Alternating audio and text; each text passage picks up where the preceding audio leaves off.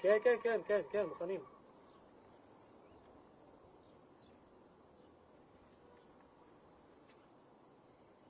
כן.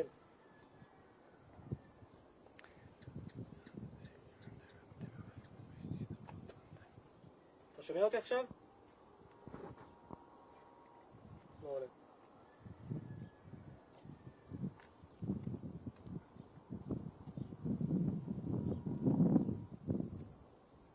Live?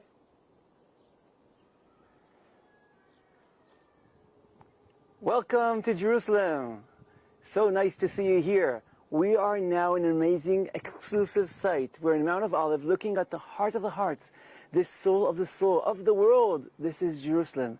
It's very hot right now and we are live. Just now we're standing here and I'm so excited seeing all of you from all around the world, all of us together connecting through this place, Jerusalem, behind the Temple Mount. But before we start the tour, seeing amazing sights, amazing views, we're going to meet some very interesting people. I'm privileged to have standing just next to me, Mr. Alan Schneider, the director of Bnei B'rith World Center of Jerusalem, just here. Can you say something for us? Greet us in the beginning. Hello. Dear Bnei B'rith brothers and sisters, members of Jewish communities around the world, dear viewers, I am very excited to launch this 2-hour live tour in Jerusalem on an unseasonably hot 53rd Jerusalem day. To fill the gap left by coronavirus that has made it impossible for you to travel here and enjoy the sights, sounds, smells, and tastes of Jerusalem, the World Zionist Organization and the Bnei B'rith World Center Jerusalem are honored to provide this unique opportunity to visit some of the major sites associated with Yom Yerushalayim and our capital city from the comfort of your home and with the help of 2 expert guides, Aviv Vishkowski, who is here with me on the Mount of Olives, and Dorit Graver. The 2-hour program will feature special sites in Jerusalem, along with history, heritage, and interviews with some of those who fought in the Six-Day War of June 1967 when the city was reunited. Bnei B'rith has a long history in Jerusalem, beginning in 1888 when the Jerusalem Lodge was established with the purpose of creating a union to promote the concept of Jewish nationalism and to counter missionary activities rampant at the time. Bnei B'rith is among the international Zionist organizations that are members of the WZO, and in 1982 it established the Bnei B'rith World Center to serve as its permanent presence in Jerusalem and public affairs arm in Israel. Jerusalem Day is a significant watershed that signals the return of the Jewish people to ancestral places. But we celebrate still in the shadow of the continuing struggle over Israeli sovereignty in the land of Israel and even here in our capital. Before we set out, let's watch a special message from Yaakov Chaguel, Vice and Acting Chairman of the World Zionist Organization, our partner in this broadcast.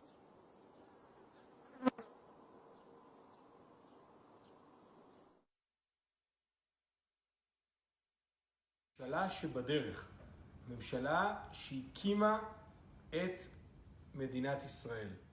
אנחנו שמחים שאתם כאן, ואנחנו שמחים שהצטרפתם לסיור וירטואלי בירושלים ביום ירושלים. אותה עיר שלא היינו בה 19 שנים, מ-1948 ועד 1967, שוחררה על ידי צה"ל אוחדה לעיר אחת. אנחנו פה בהסתדרות הציונית העולמית מתחייבים להמשיך ולשמור על ירושלים מאוחדת. מתחייבים להמשיך ולשמור על ירושלים כבירתה הנצחית של העם היהודי. גם כאן בישראל וגם לאחינו בתפוצות. זו ירושלים שכולנו מתפללים אליה. זו ירושלים שכולם כמאים אליה. זו ירושלים שכולם מתחברים אליה. אנחנו שמחים שאתם כאן איתנו בסיור. בואו נהנה ונראה את יופייה של ירושלים בתוך החומות ומחוץ לחומות. טיול מענה.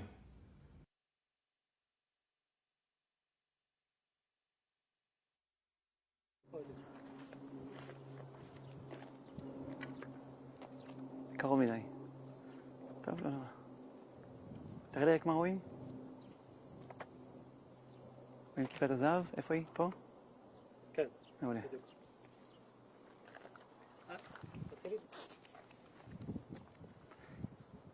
Great you're back. So we're starting a tour. This is going to be an amazing experience, seeing the hearts, the understanding the people, and understanding the history of Jerusalem.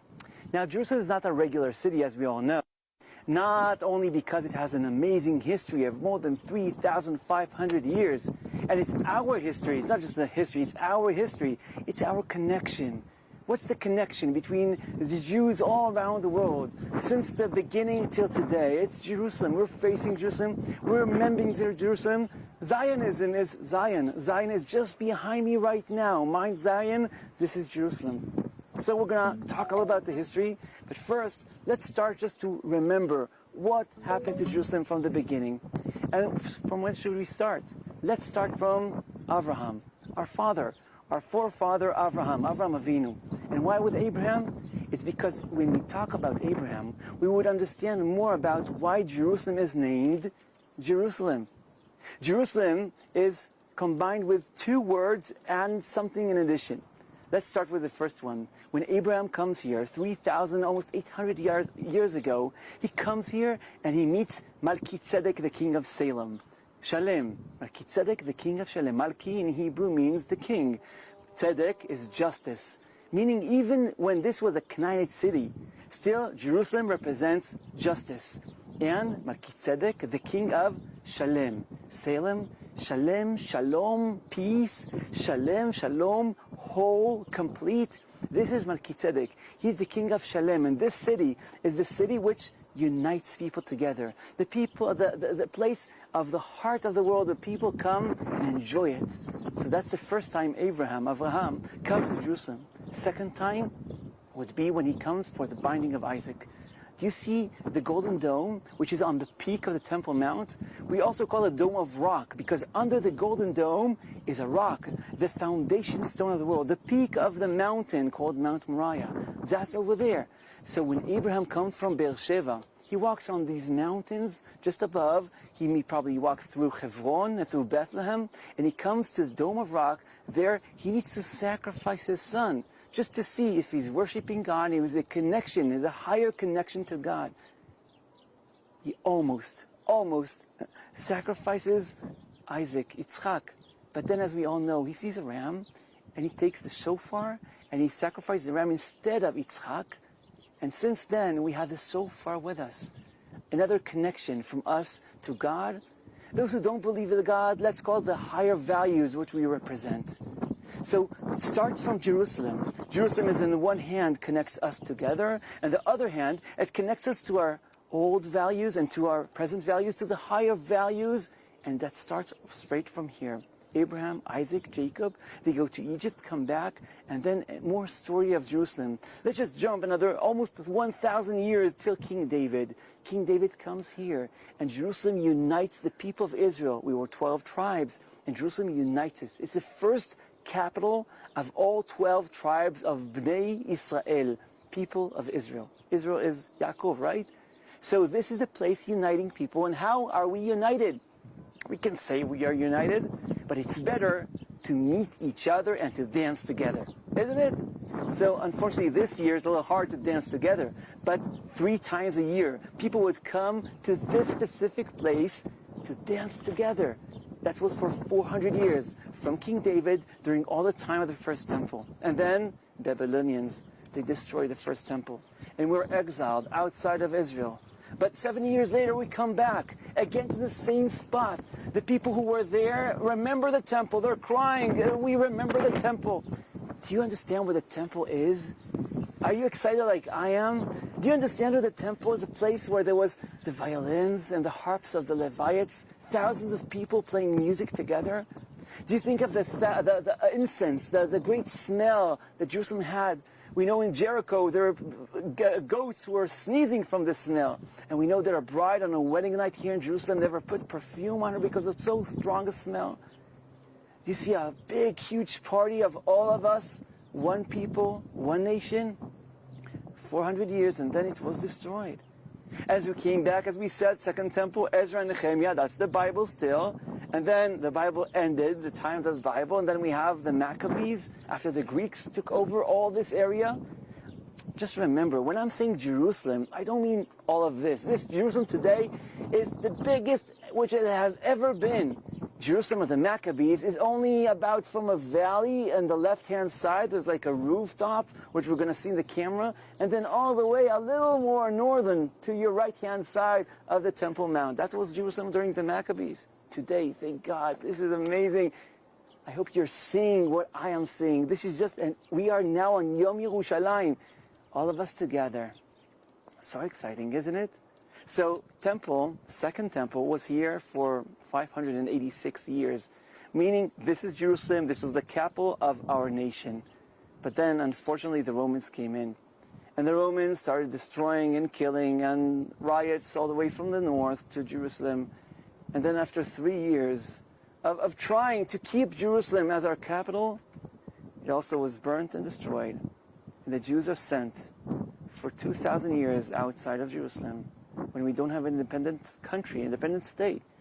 But still, we're fighting the flow. Still, we're aiming and we're looking forward to the day that would come, that we are still going to come back here and we can put our flag and sing a Hebrew song. And the day has come. So, after the Romans came the Byzantine, which means the Romans which became Christian, and then came the first Muslims, and then came the Crusaders, that's year 1099 to the Common Era, and then came here Salah ad-Din Ayyubi, that's 1187 in the Common Era. Then came back the Christians, and came back the Muslims, this time they're called Mamluk, and then came here the Ottomans, their central command is in Turkey of today, and then came the British after First World War. And then in 1948, we have a country, Israel, dependent state. But the war was very difficult. It was very hard to defend our borders. And we lost Jerusalem. We have a country, but we lost the heart. What do you think, a body without a heart? What does that mean? So still, we're happy, we have an independent country, but still, we don't have a heart. And we are now in Mount of Olives. What you're seeing in the view is exactly what the Jordanians saw for 19 years. Cannons can just artillery hit, and we are here today. And how did that happen? That's because of 1967. Tell you the truth, the war didn't start here. The war was supposed to be only against Egypt, only at the southern part of Israel. We didn't expect a war. We thought we had an agreement with the Jordanians. You stay quiet, we stay quiet, everything was being great, okay. But then they started the war. They started attacking in the southern part of Jerusalem, the commissioner's office just in the southern part of Jerusalem. So we had to defend, don't we? We had to defend our state, our city, our kids. And the Brigade of Jerusalem came from that area, from the south. All these mountains is the Brigade of Jerusalem. And then the paratroopers would come later on, and they would attack, or mostly defend, the city from the northern part. There's like a flag, if you can see on that peak, there's like an antenna, and next to a flag, that's the ammunition held today. So the paratroopers came from this area, and the Brigade of Jerusalem came from the left side, and they came up here to Mount of Olives on the third day of the 6-day war, and from here, Motagu, just next to us, says in the communication, even to the radio, in Hebrew, Mefakdei Agdudim, the commanders of the battalions, Anu umdim al kavareches. We're standing on the ridge, on the mountain, looking upon the old city. Which old city? The old city. We've been yearning and waiting for and dreaming for the past 2,000 years. And we're going to go inside. The tanks of Eitan are going to go in through the Lion Gate. Lanua, lanua, come on, go, go! El Hashah, Misdar Siyum, the ending would be Ala Rachava, on the plaza. Tell the truth, nobody would say such a command in the communication. A commander never says where he is, because he's afraid maybe an airplane or something would bomb him now. And I asked once, why did Motagul say that command? Why did it say it this way? And someone told me, you know why? He wasn't speaking to his soldiers. The soldiers knew the command. He was speaking to us. The people who are at home, who couldn't come because of the war, he's telling them, we are going inside the heart of the hearts. we're coming back home to Jerusalem. So what are we going to do? We're going to do this. We're going to start walking, and we're going to go in the same footsteps of the soldiers, of the paratroopers who came here 53 years ago. Today, we're going to walk down all the way to the area of the Lion Gate, and then we're going to go inside the northern part of the old city. See some amazing places which I'm sure that most of us have never been there. Even Israelis don't go there, but we're going to go there. We have special exclusive areas that we're going to go into private homes, look upon from the roofs, and then we're going to end at the Western Wall. We have some surprises along our tour, so are you joining me? So let's start walking. We're walking this way, and let's start first with, still Har Zeitim is this big cemetery. This is the oldest cemetery that's in the world. The people are still buried in it. We have some graves even from the first temple and from the second temple, and we are starting to walk. Great. So I hope your air conditioning is great. I would like some air. Where's the air? And we're looking upon the Temple Mount, looking at all this amazing view. Look, we're just tasting Jerusalem, but you should come because the smells, the mood, the holiness you can feel when you're walking here in Jerusalem, it's really hard to transmit through the camera. But we are now in Har Zeitim. What are we going to see? Well, if we now take a whole tour, it's about 2.5 hours, just a small beginning of a tour in Mount Har Zeitim. Hundreds of thousands of people who are buried inside. We have even the Eliezer ben Yehuda is buried here, who started speaking Hebrew as a spoken language. Or we have here the people who started the first neighborhoods outside the old city from 1860s. We have here amazing people who are also talking about the culture and part of what we are and what we represent today. We have people who founded a lot of organizations. We have warriors and defenders from beginning of Israel, even before Israel is established. We have here rabbis, Rav Kook, who's also one of these. We have authors and poets. We have so many things here in Mount of Olives, hundreds of thousands of people. And also we have caves from the second temple and from the first temple, which one of them is just next to us. So here we have a car. Look, this is live, real live. You're seeing me right now. You are more than welcome to ask questions in the chat. So please write your questions, and then we're going to see, I'm going to try to answer along this tour. So if we're going to just stop for a minute, I know you can't see too well, but look at this house. And this house is built upon a cave from the first temple. From the first temple. It's tradition that in that cave are buried Haggai, Zechariah, and Malachi. Haggai, Zechariah, and Malachi. These are the last prophets who are mentioned in the Bible, just over here. Now you know what that means? What is Zechariah? What did he say? So the truth is, Zechariah, for example, he told us that Jerusalem, in day to come, when people, the Jews, are going to come back to Jerusalem from the four corners of the world, there's going to be a miracle. And the Mount of Olives is going to crack to two, and water is going to come from the Temple Mount all the way to the Dead Sea and bring fresh water there and relive the Dead Sea. So then fish are going to be there, and people are going to be fishermen in the Dead Sea. So what do you think about this prophecy? Is it exact, or is it just trying to remind us or trying to tell us that something's going to be later on? I heard an amazing explanation saying, do you know what Har Zeitim means? What Mount of Olives means? I would tell you. Mount of Olives is the opposite from the mountain against us. Meaning Temple Mount represents life. And Mount of Olives represents death. That's why over there, people who are tumah, they are impure of death, they can't go Temple Mount. It represents holiness. It represents peace. Then you can't go there. But on the other hand, this is the biggest graveyard almost in the world, or the most oldest graveyard in the world. So this is life, and this is death. And what does Nebi, the prophet Zechariah, say? He says that water, which represents life, are going to come through Har HaZeitim, and they're going to take death away from the world. One of the stories of the people who are buried here in Mount HaZeitim, Olive Mountain, are these people. We can come closer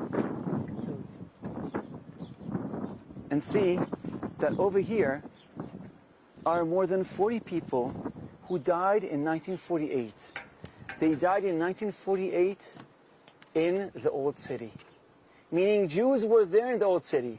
There were a majority from 1840. But in 1948, we had to surrender because the Jordanians took over. One of the graves just over there is of a 10-year-old Nissim Gini who died at 1948 as a defender of Israel. He defended his house, his family, and the Jordanians. A sniper just shot him. Anyhow, we're going to go to the next stop, but we have another surprise. We're going to go to another crew. Just hand the microphone to Dorit, which is waiting for us in a very special place. Dorit, are you with us?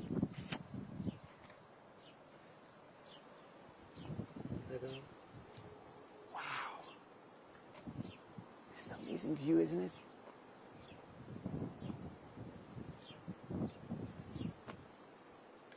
You don't know how hot.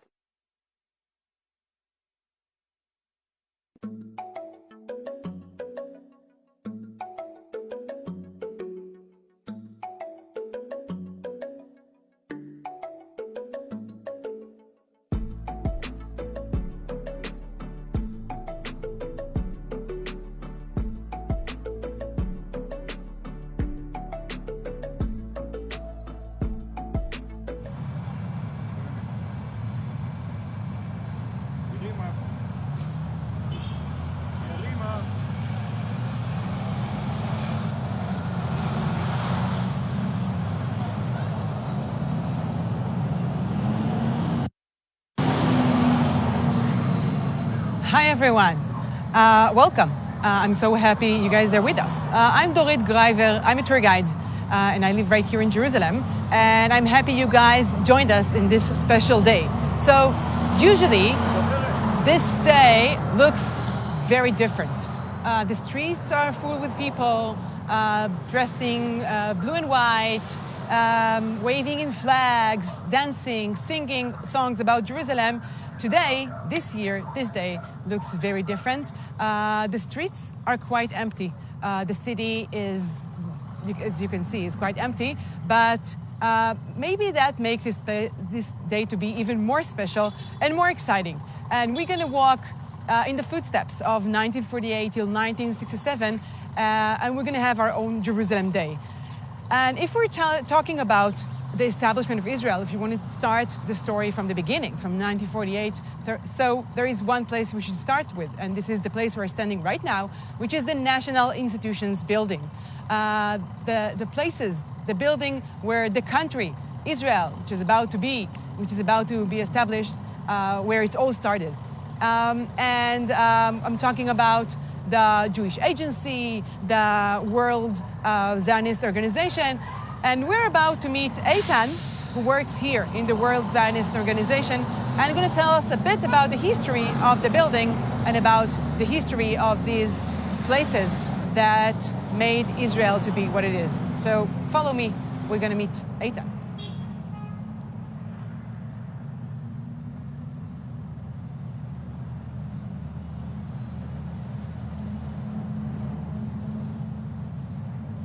Hi, Eitan.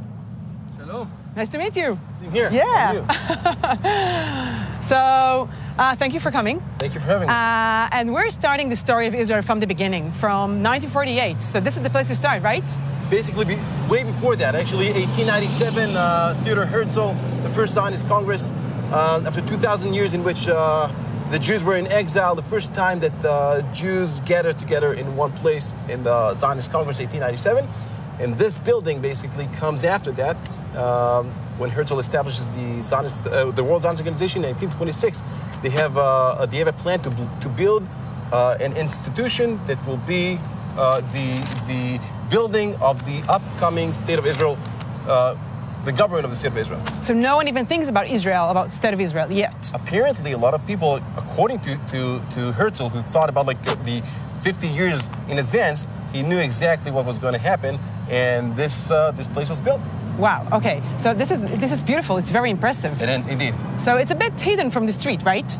Kind of, yes. There's a lot of stories on this place. I mean, this was the first Israeli government, the first Israeli parliament, the first Knesset was right here. Started with one building, the World Zionist Organization, joined by the Jewish agency that was established like years later in order to help bring out Jews to the land of Israel, as well as Keren Kayemet Le'Yisrael, which is the JNF, Jewish National Fund, to redeem land, and Keren HaYesod in order to get funds for the Jewish upcoming Jewish state. Wow. All right. So tell me, I like the balcony, by the way, the porch. Oh, it's beautiful. Beautiful story, by the way. Okay. 1947. The partition plan, United Nations. November 1947. Exactly, 29th of November 1947. Half of the leadership of the Yeshuv are in Tel Aviv, including Ben-Gurion and the rest of them. And the other half are stuck here in Jerusalem. Why? Because of the siege by the Arabs that was taken by the Arabs. And once the people who live around here are hearing the great news of first time in Jewish history that the world recognizes the Jewish right for the land of Israel, they come here and start celebrating with happiness, with dances and stuff like that. And right there on that balcony, you'll see in many of the photos, you'll see Prime Minister Golda Meir, including the chief rabbis who were not able to go to celebrate together with Ben-Gurion in Tel Aviv. So the local celebrations in Jerusalem were right here. Right here. Amazing. All right. What else can you tell us about history of the place? What else happened here? Well, first of all, Ben-Gurion's office. Right here? Right here. Wow. We're going to go there. If you thought that Ben-Gurion is only in the Negev and Tel Aviv, no. Absolutely so Jerusalem. Not. Right here, from like years before the establishment of the State of Israel, and also years after. Wow. Until 1958, he has his office here. On the second floor, right there, the first president of the State of Israel, Chaim Weizmann, was sworn in 1949. Wow. It will be very interesting to get inside the building and see much more. All right, let's do that. Let's go. Okay. Follow us. It's beautiful. By the way, this building was designed by Yochanan Ratner. Right. It was a whole competition. 1926, correct. Yes. 37 people were competing, and he won. They required that the building will be 2 floors, not, which is supposed to blend in the local landscape, and Jerusalem stone, of course. Correct. In the international style, we know it as the Bauhaus, but also a lot of Jerusalem elements remind us David Citadel, which is very humble and nice, but still giving a lot of Jerusalem style and overlooking to the old city. Exactly. And one more thing, in 1948, March 11, 1948, there's a car bombing here by an Arab worker of the American consulate. Wow. We used to work here with the Haganah. You're gonna be able to find a lot of slicks, a lot of places with weapons in which the Yeshuv used to hide here. However, in 1948, he comes here and unfortunately kills 12 people, or 12 people working of the national institutions. Amongst them, one of the injured were the chairman of the Jewish Agency of today, Mr. Herzog. Wow. Okay. This bombing was part of 3 other terror attacks right here in Jerusalem. One in the Palestine Post, in Ben Yehuda Street, and that was a very meaningful one and very effective one. Probably influenced everyone. Happening right here in the heart of the Zionist institutions. Let's go in. Let's go.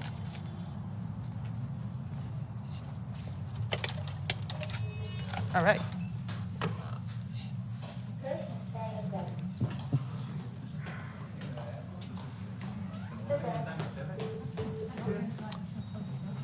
So I think our first stop will be the Ben-Gurion Hall.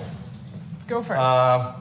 very, I mean, very modest and unfortunate. Like, it's beautiful because people did not even know, did not even plan to have a state of Israel right here, and this place became the office of the newly elected Prime Minister David Ben-Gurion. Later on, the meeting place of the Israeli government.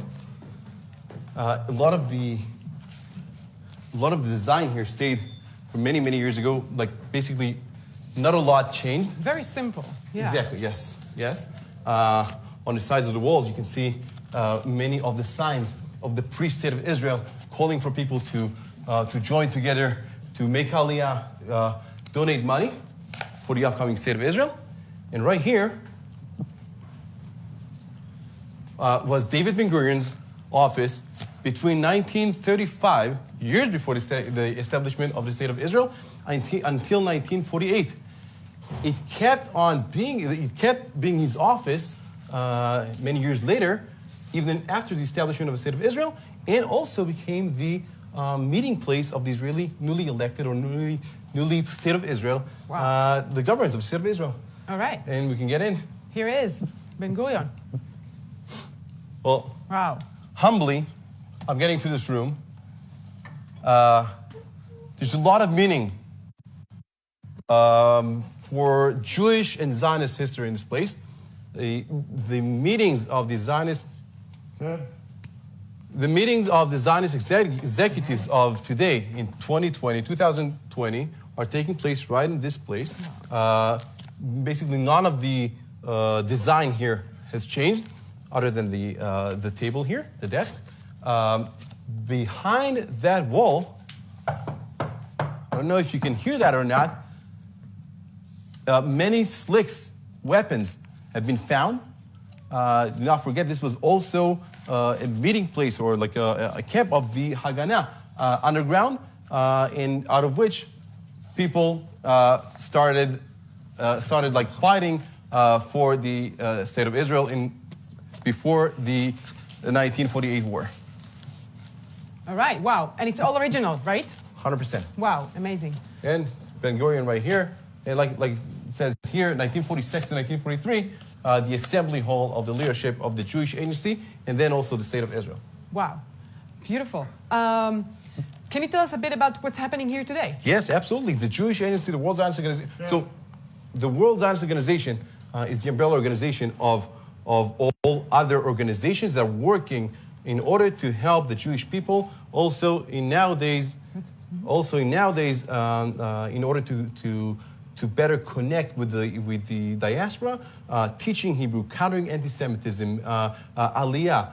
So we have here is the building of the World Zionist Organization. The other side of it is the Jewish Agency, JNF. So all four organizations that basically built the state of Israel and continue to work in order to maintain the connection between us, the state of Israel, and the Jewish world. Wow, so the Zionist heart is beating right from here. Right here. All right, perfect. Okay. So like I said, like the second floor would be the Chaim Weizmann was sworn in. And there you'll see the balcony like it will be of 1947. And we're going to head out towards the courtyard of what is called, like the name of this building is the National Institutions Building.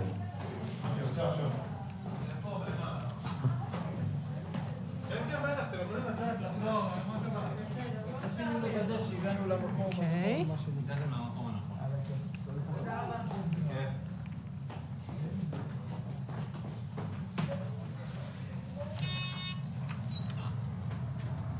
All right.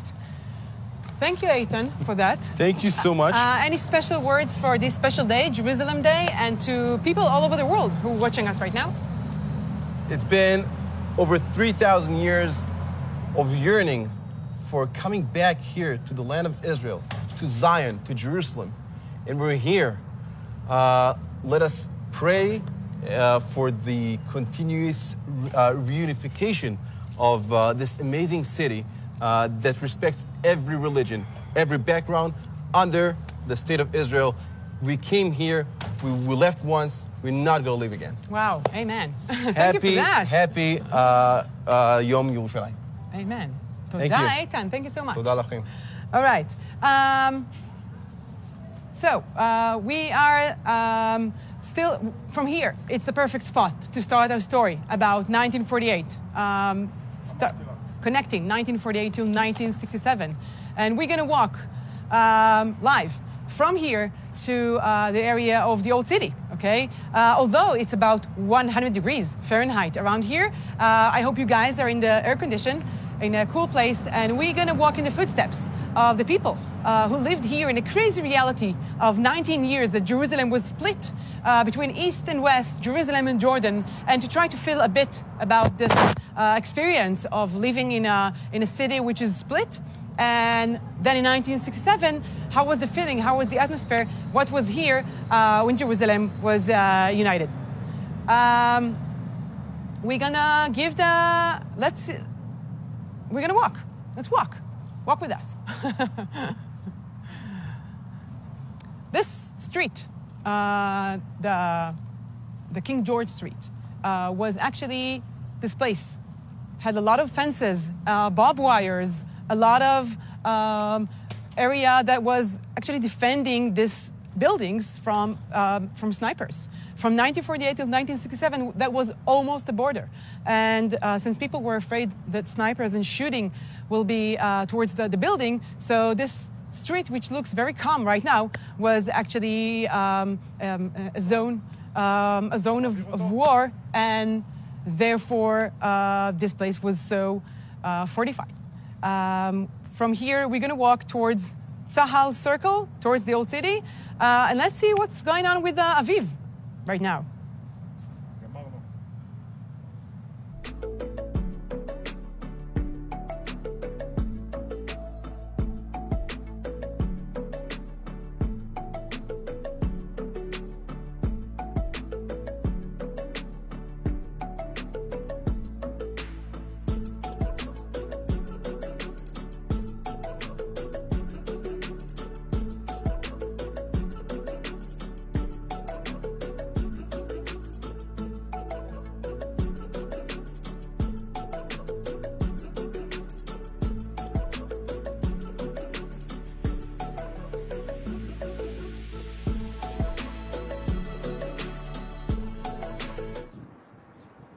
תעביר. תגיד מתי הוא התחיל לדבר. We are live from... אנחנו בלייב. שיתחיל לדבר? We are live from Har Hazitim, Mount of Olives.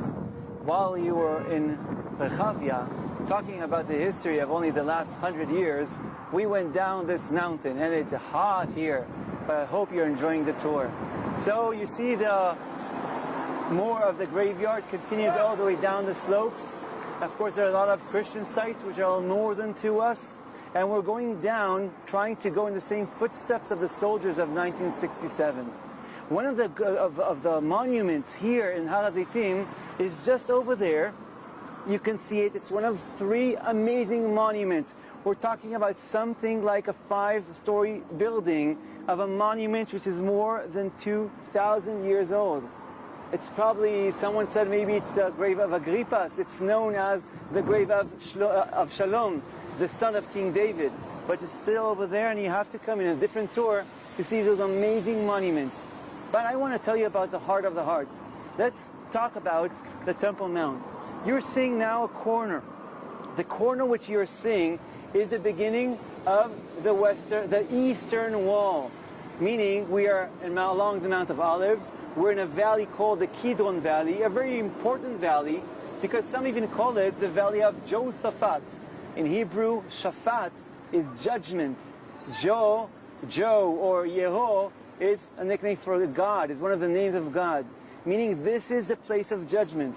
According to some of the heritage and some of the beliefs, this is a place of judgment, meaning in day to come, in reincarnation, some of the people and the spirits are going to go all the way here to Mount Hazeltim, Mount of Olives, And there's going to be a bridge, a spiritual bridge, just over here, spreading from Mount of Olives all the way to Temple Mount. And those who are tzaddikim, those who have good deeds, are just going to walk on this bridge.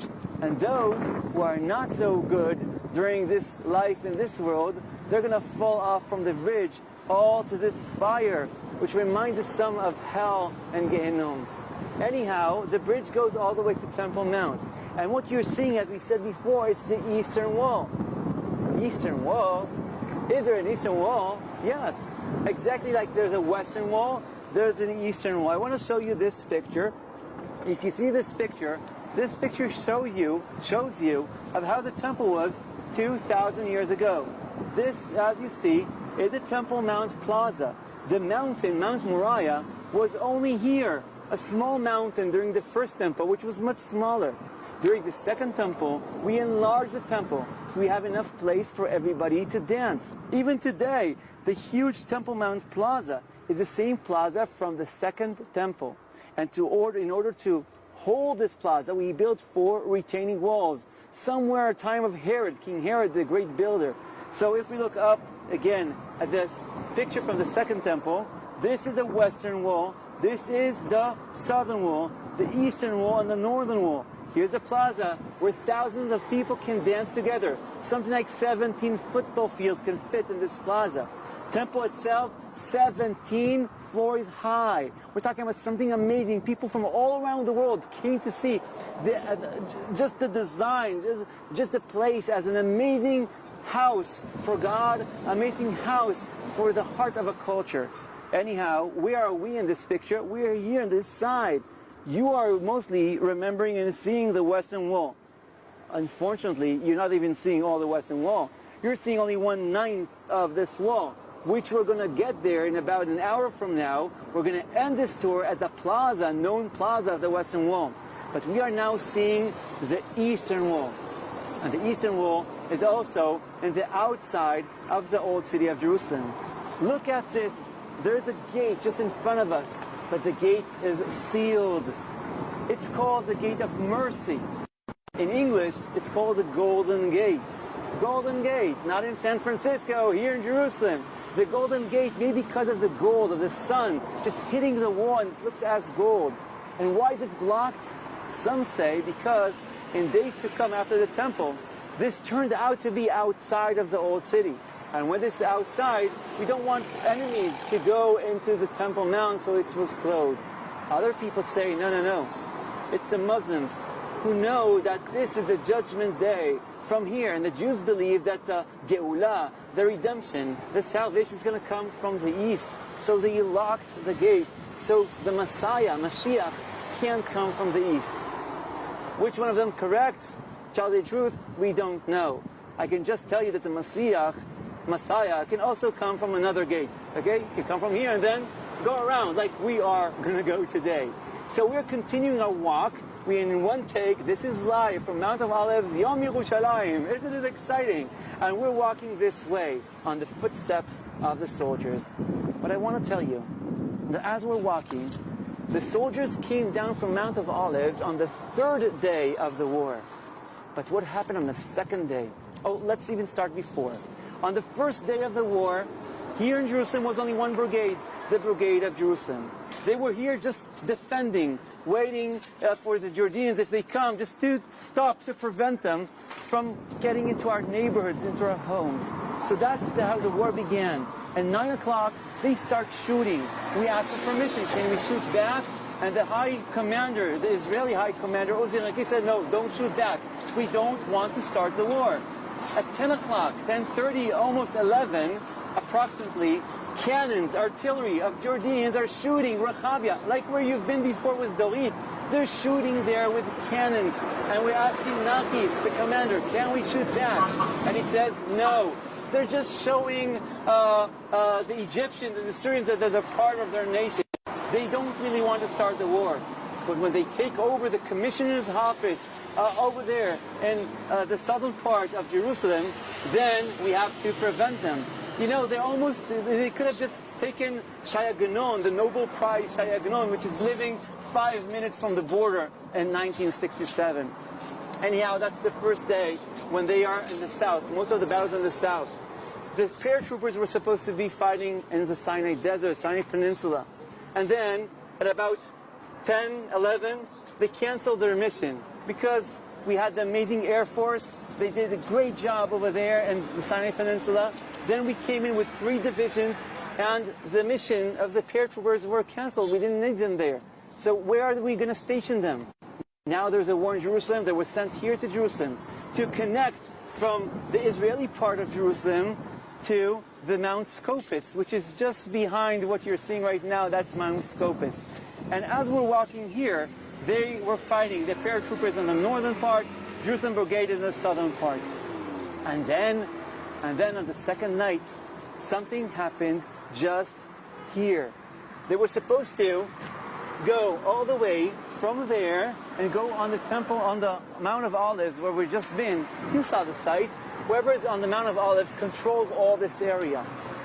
So they were supposed to be there, but something happened, a mistake. They were supposed to go from over there. If you can see from here, we can't really see it. It's a Rockefeller Museum all the way up, and they were going down, and they were supposed to take a left and go to the Mount of Olives, but we missed our left. And instead, they continued walking along this street. No, we're gonna cross the red light, the traffic. Look, this is live. It's like having a group with me, which is really so exciting today. So they were just driving here. First, a tank, which was coming here, and suddenly, just amazing, the battalion, the Jordanian battalion, which were on Temple Mount. Jews would never put armory on the Temple Mount. They were shooting from this area, and other Jordanians shooting from that area. And the tank here was stuck. It was more of his friends telling his friends, retreat, retreat, retreat. And he's going all the way there, and he's protecting them. And he's over here. The commander of the tank was called Rafi Shaya. He had glasses. The glasses were hit. He also got wounded, blood. He's wounded, and he asks one of the staff, one of the people, the crew of the squad of the tank, to replace him because he can't see where the tank is going. On the one hand, tank is built with two different pieces. The lower part with the wheels, and the upper part is with a cannon. So he's like this, wanting to shoot to prevent the Jordanians from shooting our friends, and the tank is this way, just trying to U-turn back there. He's asking his soldier, take over, I can't see anything. And the soldier comes out of the tank, raises his head, seeing that the cannons are there, and thinks if the cannon is there, probably the tank is faced this way. And he says, driver, go. Driver, start driving. But he doesn't understand that's only commander of a tank. He understands that, look, you're changing the upper part. Cannon this way, and the driver goes straight, and they fall off this bridge down here. They're wounded right over here. We're talking about 1967 last night, and the tank fell from here. Later on, nobody knows what's happening. Another very special force from the paratroopers come from there, and they start also trying to take over this area. We're going to continue our walk. As we're walking up, and they came down here, didn't know the tank fell down, and they're trying to continue of attacking this area. And they're shot from all sides. It's a whole bigger problem, and there are people wounded, and they don't know where they are, and they start calling for help, and the medics are here. One of them is named Israel Schindler. Israel Schindler, a guy, if you would look at him, he has a long beard, looks like a rabbi, living in Jerusalem. He comes here and he sees people. They're all burnt. He starts turning off the fire, taking it off, then pulling people all the way back to the command and coming back and forth, back and forth. Let's go with the green light. Back and forth, back and forth. His gloves are all burnt, but he has to continue as he's walking. And at the end of that day, all night, he's helping friends. And at the end of the night, at the Rockefeller Museum, in the morning, He comes to his command and says, can I please also use medics because I can't feel my hands. He was burnt. He was just carrying his fellow comrades and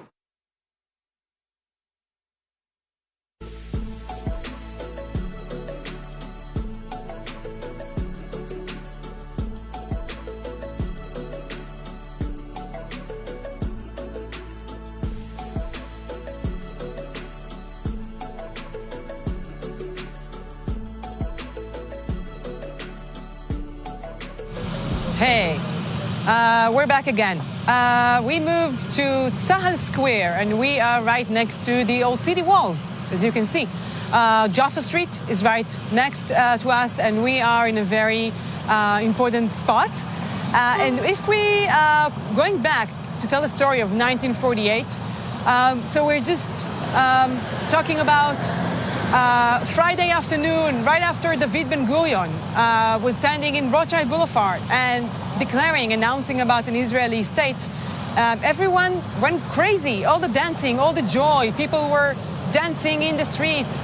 No one prepared to the fact that the next morning, while people were still so drunk from last night's celebrations, 5 Arab countries attacked Israel. Syria, Lebanon, Jordan, Egypt, and Iraq. 5 Arab countries, all against one tiny country that was just born. And then a hard war, the War of Independence, started for 16 long months. This war actually lasted everywhere, all over Israel. And one of the hardest battles were right here in Jerusalem. During the fighting were crucial, were hard around the streets of Jerusalem, the narrow alleys of the old city. And in the middle of that war, around November, 2 major generals, the Israeli one, Moshe Dayan, the guy with the patch we all know, and the Jordanian one, Abdallah Atel, both decided that Jerusalem needs to stop. And they actually decided that Jerusalem is too tired to fight and we need to sign a ceasefire agreement. So both of them were met right here in this neighborhood, Musrara, just across the street, in a house. They opened a map and they took 2 pencils. Moshe Dayan took a green pencil and Abdallah Atel took the red pencil, and together on the same map they marked the spots. Everyone marked his own forces spot, where the Israeli forces are sitting and where the Jordanian forces are sitting. And like in the kids doing and then connecting all the dots, they connected all the dots together with the green line and the red line. And then they set a border. When they did that, no one of them ever imagined in the wildest dream that they're setting a permanent border here in Jerusalem for so long. Both of them thought this is just a temporary border until prime ministers, the more important people will come and set a permanent border. None of them ever imagined they're setting a reality for this city for the next 19 years. But that's exactly what happened. And with these 2 pencils, you guys probably know the green line. So the green line is based on that green line that was marked right here in this neighborhood. And they actually set a border and split the city to 2 for the next 19 years. From 1948 until 1967, the border was right here. There was a big, massive wall just across here. There's amazing photographs, shows us the border right here, and Jerusalem finds itself just cut to 2. The east part belonged to the Jordanians, the west part belonged to the Israelis. And like that, in the middle of the city, we suddenly have fences, borders that you can't even reach, you can't even get into the old city. Israelis, although it was part of the agreements that they can enter the holy places, Israelis found themselves with no access and no way that they can enter to the old city to see the Western Wall, the Temple Mount, to get to Mount Olives. They were all out of the question. No one could reach them. And this border, this line, this beautiful wall just behind me was actually marked the border. Till here is Israel, all the rest from here and east is actually Jordan. So for 19 years, the city was cut to two. And there's a lot of stories about the reality of these 19 years. For example, a house in Abu Tol that a family lived right on the border. And their house was in one side of the border in Israel, and the restroom, which were in the backyard, were actually in Jordan. So a crazy reality of a family trying to live between two countries, or of neighborhoods, Israeli and Arabic neighborhoods, that they had a beautiful friendship, and they were giving pita bread, fresh pita bread every morning. And suddenly they found themselves throwing the pita bread above the fence, kind of a cross-country delivery of pastries.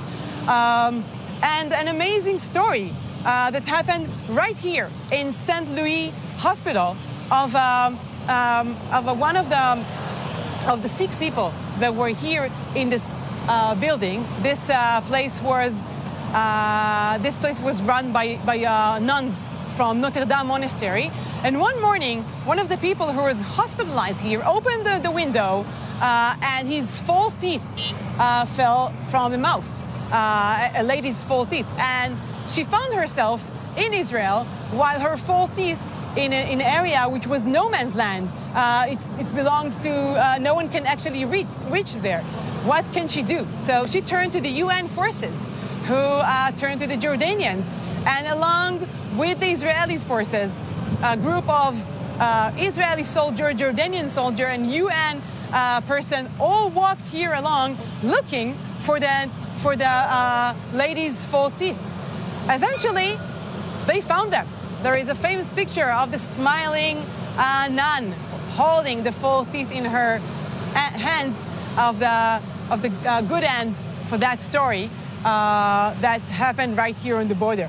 But most of the stories, the reality, the real simple life on these 19 days were not that funny and were not that amusing, because living here on the border means that you have to watch your steps. You can't just walk here. That snipers, Jordanian snipers, can shoot you any minute. That you're not going to let your kids to walk here because it's too scary. There were a lot of stories about kids who were playing soccer. Uri Malmilyan, the famous soccer player in Israel, that says that because he was living here in Jerusalem and he had to be so accurate about where he's kicking his ball, otherwise his ball will find its way to Jordan and you can say goodbye to that ball. Therefore, he actually trained himself to be so accurate with his ball and with his kicking, and that's how he became such a talented football soccer player. So not just kids playing and not just people who were terribly afraid to walk here, also the meaning that, of border in the middle of the city was that many neighborhoods found themselves in a horrible situation. Slums, poor neighborhoods, areas like Yemin Moshe neighborhood, that today is the most expensive real estate in the city. No one wanted to come here. No one wanted to live on the border when you have such daily danger of snipers and shooting and incidents right here on the border. So for 19 years, we couldn't just stand here as we do right now. We couldn't just walk into the old city from Jaffa Gate like we're gonna do very, very soon. It was impossible. And the local people here in Jerusalem ask themselves, are we ever going to come back to the old city? Can we ever come back to touch the stones of the Western Wall? Can we ever walk on Mount Olives again? The question was not when, the question was if ever. And we are lucky to stand here and to tell the story, a story with an answer. Yes, 1967. Because in 1967, during the Six-Day War, one of the battles were here in Jerusalem. And for 6 days of fighting, Israel more than doubled the territory of Israel. And the hardest battles took place here in order to bring back the area of East Jerusalem back to Israel and to unite the city. In June 1967, that's exactly what happened. Jerusalem was united. The walls were broken. The fence were off, and now we have one city united. You can see a beautiful city. And Israel had a lot of time of rebuild of what was here. Mamila, for example, which is today a beautiful boulevard of shopping areas, stores, cafes, were a very poor neighborhood that was all destroyed. After 1967, Israel actually rebuilt it. And just from taking a look around us, we can see the long way that Jerusalem did. From a very poor, small city, it actually expanded so much. And today Jerusalem is the biggest city in Israel. More than 900,000 people. Almost a million people live here in Jerusalem, the biggest city in Israel. And as you can see around you, you can see the train, you can see the beating life here in the city center. It's a very blooming city, a lot of economy centers, a lot of high-tech companies, a lot of people, everyone want to live here in this desirable city of Jerusalem.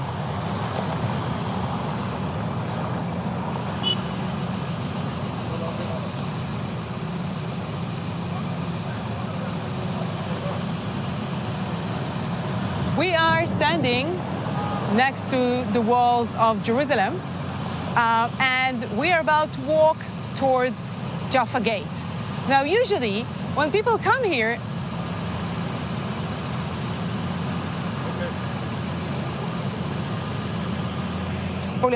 מה אביב לקח?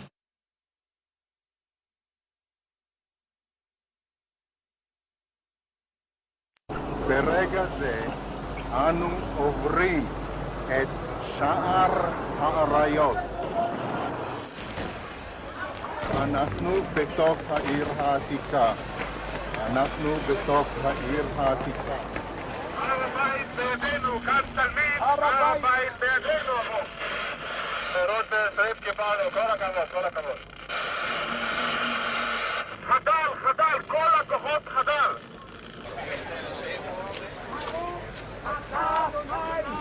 נחל ציון ובונה ירושלים.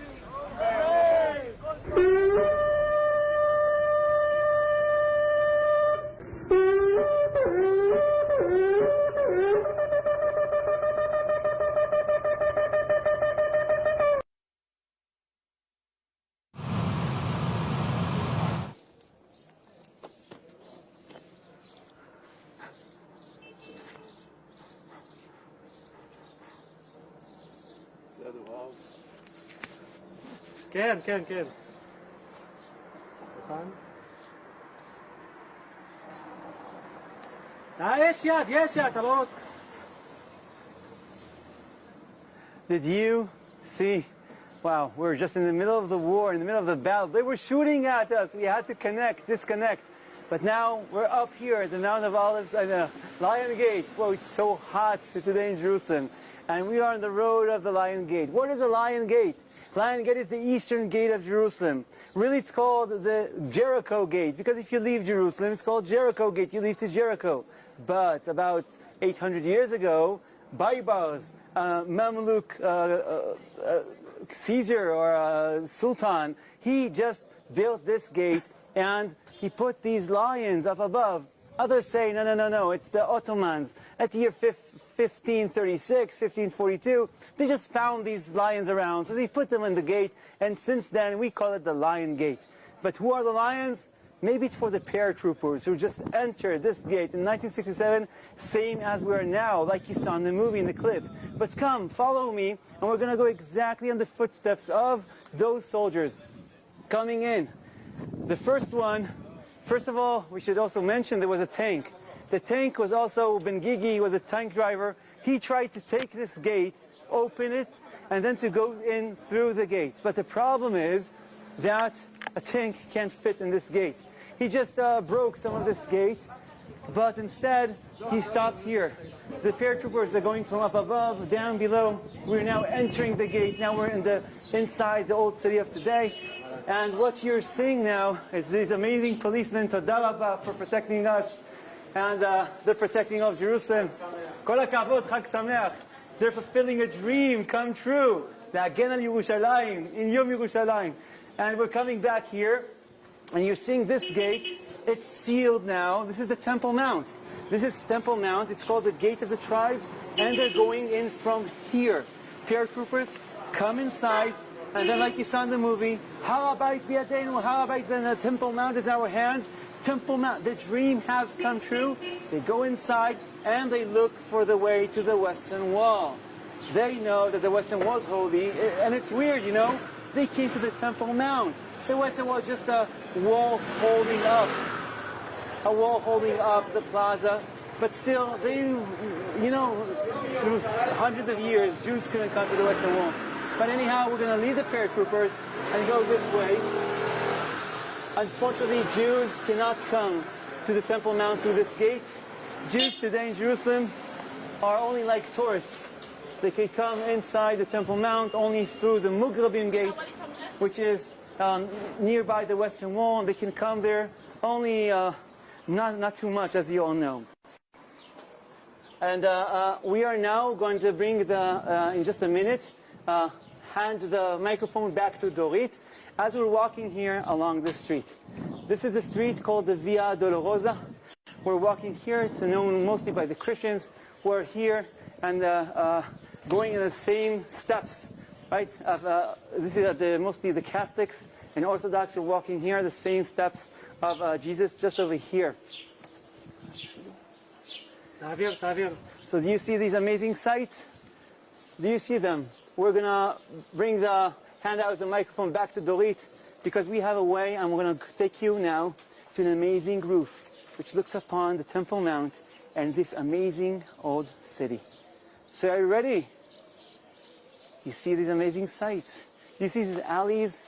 All the houses are built of brick, and we're handing back to Dorit.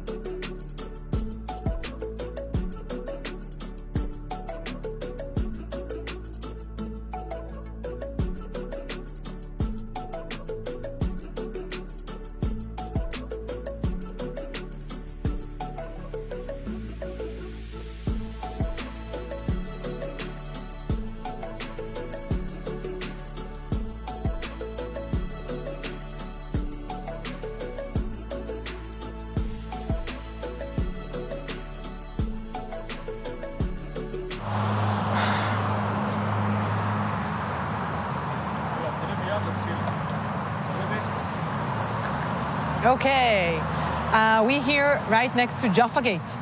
Jaffa Gate is one of the 8 gates of the old wall, and it's named Jaffa Gate because that's the way to Jaffa since ever.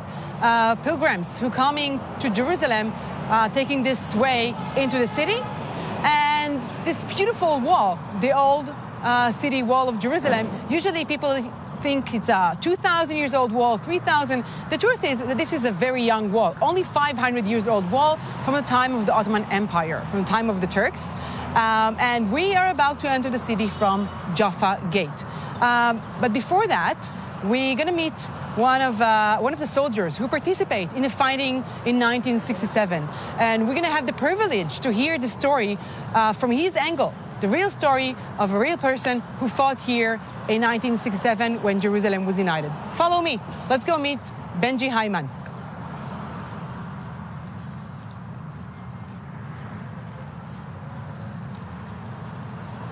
You can see Jerusalem, all the flags, all especially for this beautiful day, Jerusalem Day. And we can see David's Citadel right here in the background. The citadel that was located right here at the entrance of the old city. And if you'll take a look around you, you can see the new Jerusalem, the modern Jerusalem, right over here. Because if you guys were joining us 150 years ago for a tour in Jerusalem, all of that was not exist. This is the new Jerusalem, which is a new story, because Jerusalem of 150 years ago was only what's inside the wall. So all of that is a quite new story. We're heading to meet Benji. Usually in Jerusalem Day, the streets are full of people. You can barely walk here. It's so crowded, so packed with people. And today, as you can see around you, the story is different.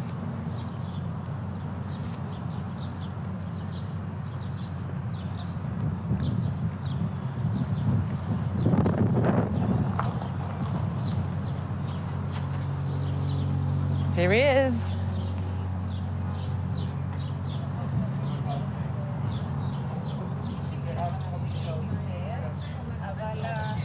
Hey, Benji. Nice to meet you. We are on air. On air. Hi. Beautiful. We're on air, and we have a lot of people already watching us. And we'll be happy to hear from your experience, 1967. Can you tell us a bit about Jerusalem from your eyes before 1967? Well, first of all, I was born in Jerusalem. Wow. In 1944, and before 67, this whole area that we're seeing here could have been in China, because I don't remember Jerusalem up to 1948. And after 1948, this whole area around here, which we see, was Jerusalem was divided, and the north, the east, and the southern parts were in Jordan, and only the western part was in Jerusalem. And there was a line running right north and south of the city. All the old city was within Jordanian jurisdiction. So we couldn't just stand here like we do right now? No, if you did, it would be dangerous, because there were 24 hours a day, there were Jordanian soldiers on the ramparts here, and anyone who stepped into what's called the demilitarized zone and the no man's land, the whole area here was and up to 1948, this was the new commercial center of Jerusalem, and it was completely destroyed. All you saw up to 67 was rubble here. Wow. Nothing else. Wow. And anybody who would walk into that area would be almost certain to be shot. And in order to prevent children from accidentally being in sight of the Jordanians, who didn't care if it was a child or not, they put the authorities, Israeli authorities, put up big concrete barriers at the end of every road. So at the end of the Mamila road here, when you went down, you saw these big barriers, and you could go through them around, but then you were again putting yourself at risk. Wow. So we had the playground just 100 meters from here, and here again it could have been a completely different city until 67. I brought a map, which I think it might be interesting for you to see, and which I'll show to your viewers. This is the pictorial map. It was done in 1949, and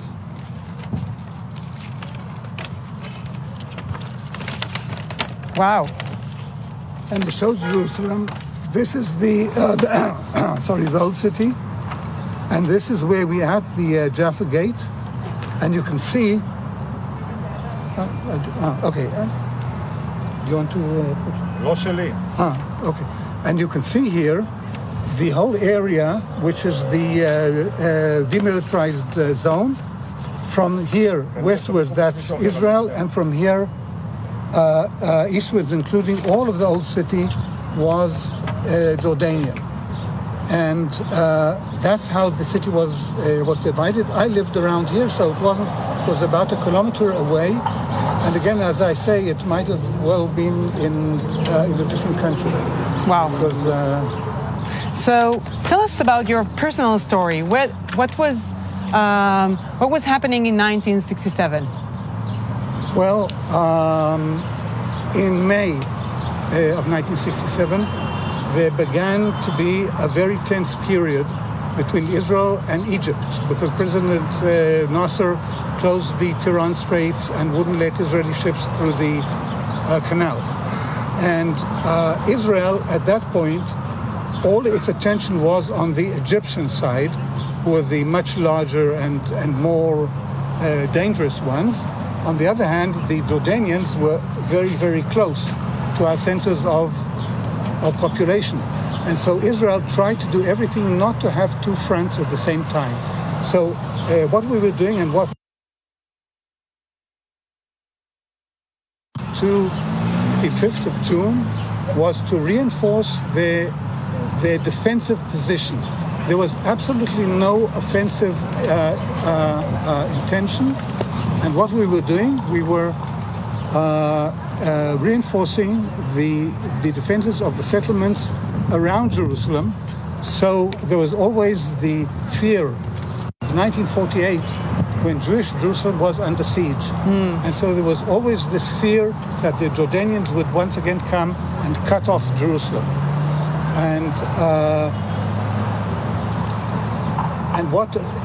there was something really, I think in a way unusual, which I don't know until now, whether it was just by pure chance or some sort of destiny, but the company that I was in, we were reserve soldiers from the Jerusalem Brigade. On the 4th of June, we were told to leave our earthworks that we were doing and to reinforce the urban line between Jordan and Israel in Jerusalem. And so on the 5th of June, we were re-equipping in what's called the Allenby Barriers, Allenby Barracks, which aren't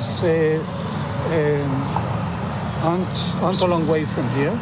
And when the Jordanians started shelling Jerusalem on the 5th of June, and a bit later, the Jordanian radio said that the Jordanians had taken the UN headquarters, which is in the south of Jerusalem.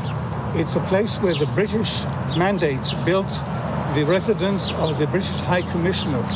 And since 1948, it was the headquarters of the UN in the Middle East. The people there weren't armed. There were the UN officials and their families. And the Jordanians just took that over and put the UN personnel in 2 rooms and locked those.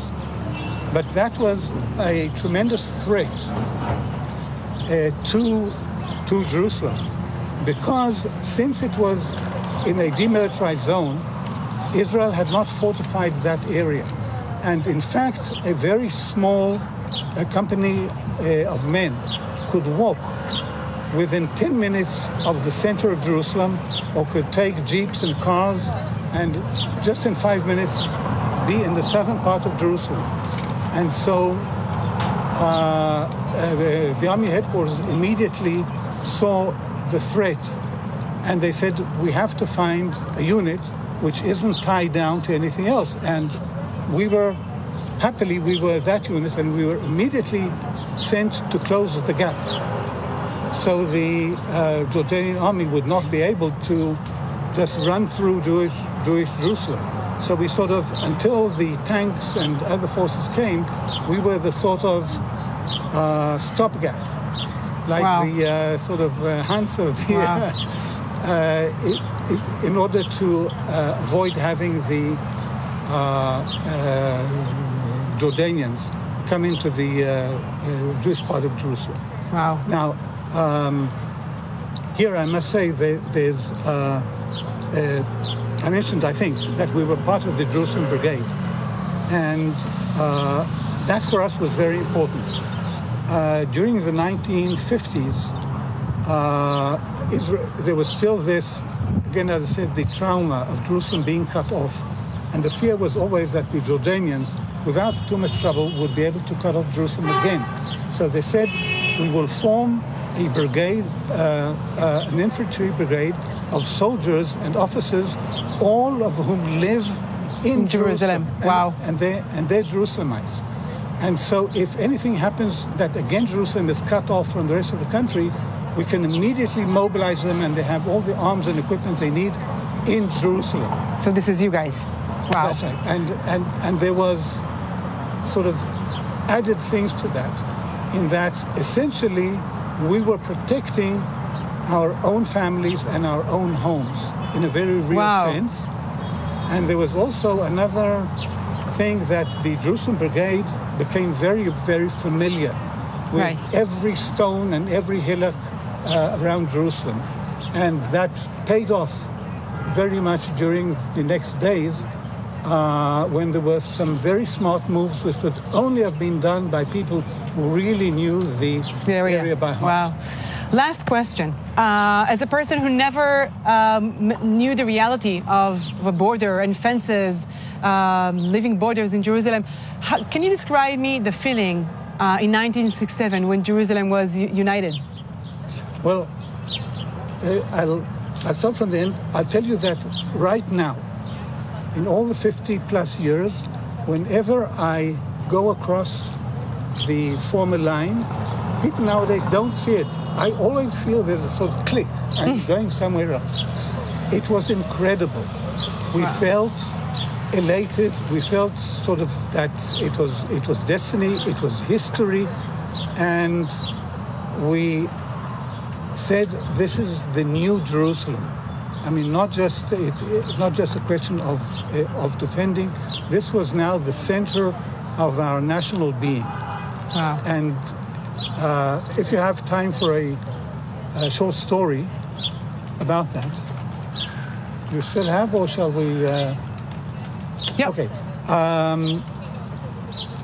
At the 1967 war, I was a student at the Hebrew University in sociology and economics. Now, after 1967, there was a lot of excitement about building the new Jerusalem, and I said, I want to be part of the building of the new city. So I took my young family and we went to London, where I studied urban and regional planning. Wow. Planning to go back and to work in the Jerusalem municipality. Wow. Now, what happened is when we came back in the summer of 1973, because of some family limitations, we couldn't go and live in Jerusalem, and we had to live in Tel Aviv. And I was terribly disappointed. Plus, I also didn't know the local people. So I had to have a job. I took the Yellow Pages, and under the sort of architects and planners, I went alphabetically and started phoning each one. And I reached the letter B. And the first person who sort of invited me over for an interview was an architect and planner named David Best. And I went to him and he said, I'm looking for a social planner. I have just been awarded a commission by the Israeli Ministry of Housing to build a new neighborhood in Jerusalem, which is called East Talpiot, Armon HaNetziv, the government house. And so the next 4 or 5 years I spent planning in Jerusalem, in those same places I was in during the war itself. That's amazing. So you created a circle, actually. You closed the circle. Wow. Absolutely. Thank you so much. That was very exciting. Thank you, Benji. And greetings to all those who are watching us now. And you know, Jerusalem is called the city of peace, Ir Shalem. So all we can ask is that title be fulfilled. Amen. Thank you so much. Okay. And hello to your visitors, to your viewers, which I understand is all around the world. Yeah. Online? All right, so I know that people watching us, so that's a time to respond, to write something on the Facebook page. If you're from United States, if you're from England, from all over the world, or wherever you will be, write us. That we'll know that you're here and you're listening and you are with us while Benji told his amazing story of fighting here in 1967. So thank you for that, and I hope, as you said, that Od Yavo Shalom Aleinu, peace will come to Jerusalem. Thank you. All the best.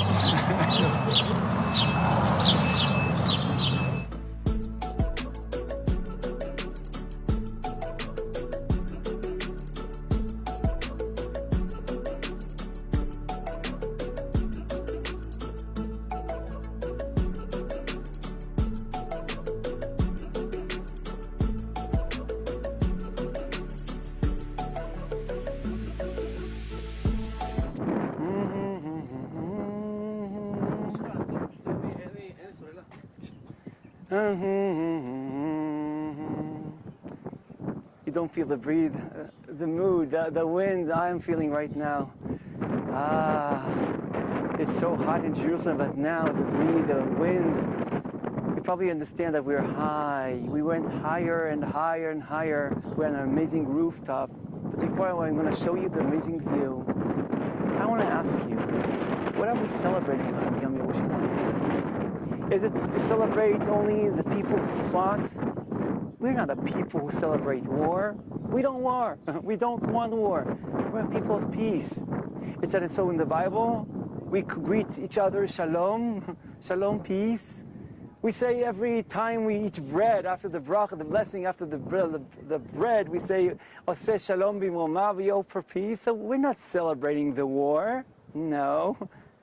We're celebrating the ability of us, that we can just come to Jerusalem, that we can be here, that we can be Am Chofshi Be'aretzeinu, independent country, independent state. We can feel secure.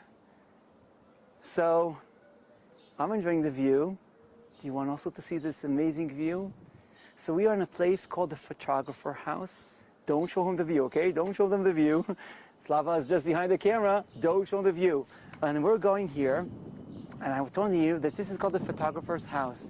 Photographer because a person who was a photographer was living in here, and you know what? It's a very long story. I can't tell you the whole thing. If you want to learn more about the story, just go into link of ateretkohanim.org.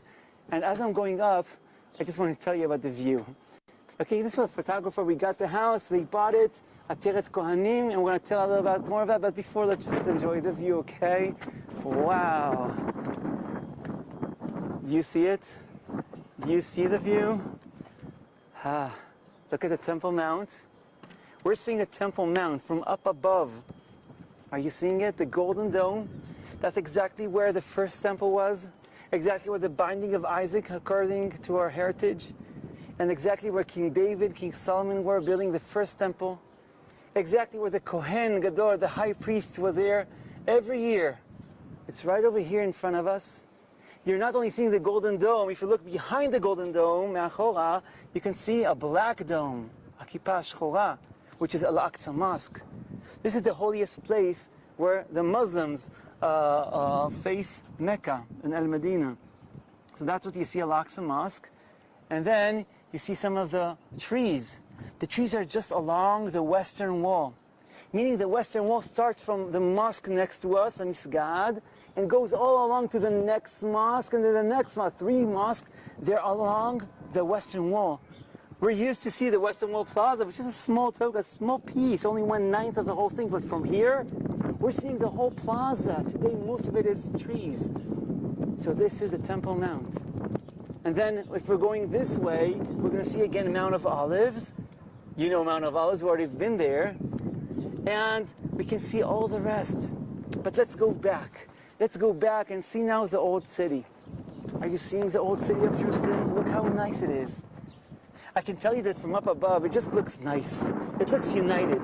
But if you come to Jerusalem, people would say, that's what most tour guides say, that the old city is divided to 4 quarters. There is the Muslim quarter. We are now in a place called the Muslim quarter. And then there's a Christian quarter. Just behind us, you can see a big tower and then 2 domes. That's a holy sepulcher. Very holy site, or probably the holiest site for most Christians in the world. Holy sepulcher. That's a Christian quarter. You can go back and see over there, you can see the Jewish quarter. The Jewish quarter is mostly symbolized. You can see the big dome, the white dome, which is the Chorva synagogue. That's in the middle of the Jewish quarter. Hi, Dorit, can you see us? She's over there. And there's also an Armenian quarter, which is above the Jewish quarter. It's the trees up above. That's the church, the Armenian church. So most people say that there are 4 quarters and another part of the old city, which is called the Temple Mount. But the truth is, we're not dividing Jerusalem. It's not really Jewish quarter, Christian quarter, Muslim quarter, or whatever.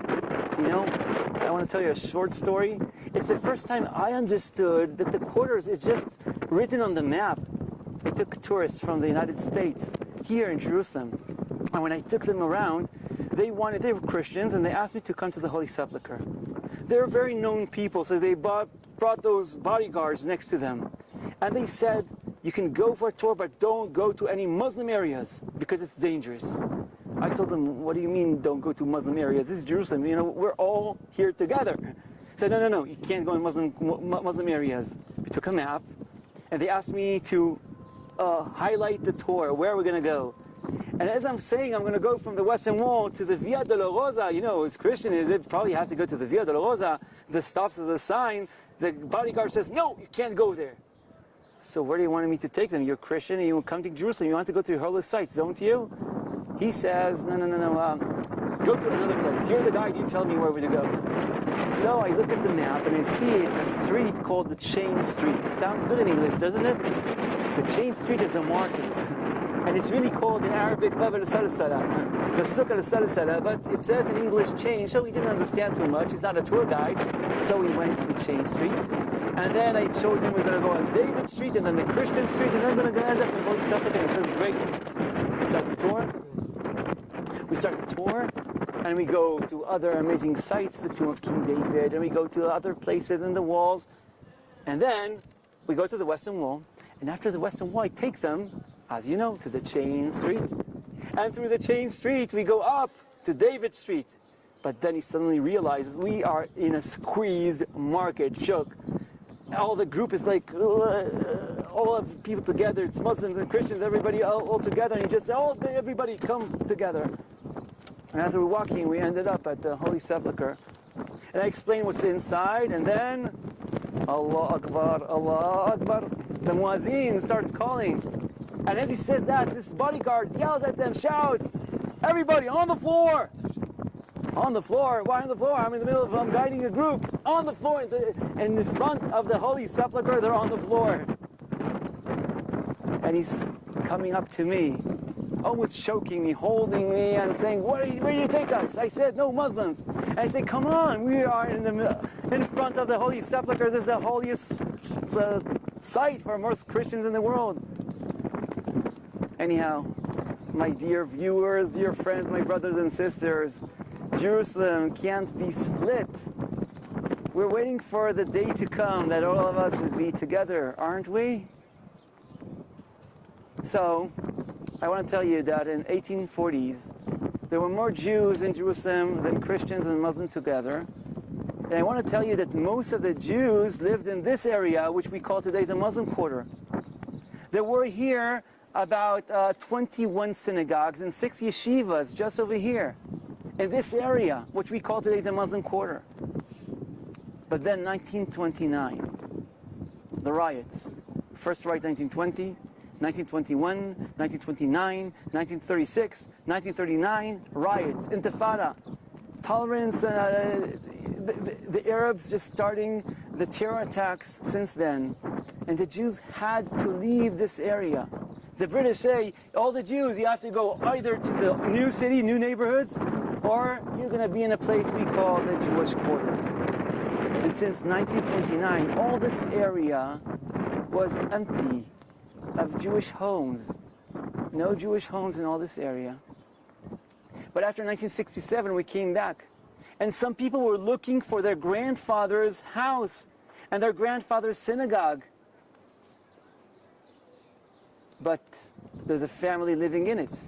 They never bought it, but they're in it.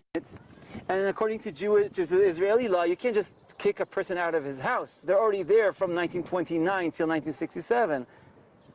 So since then, some organizations 48 years ago.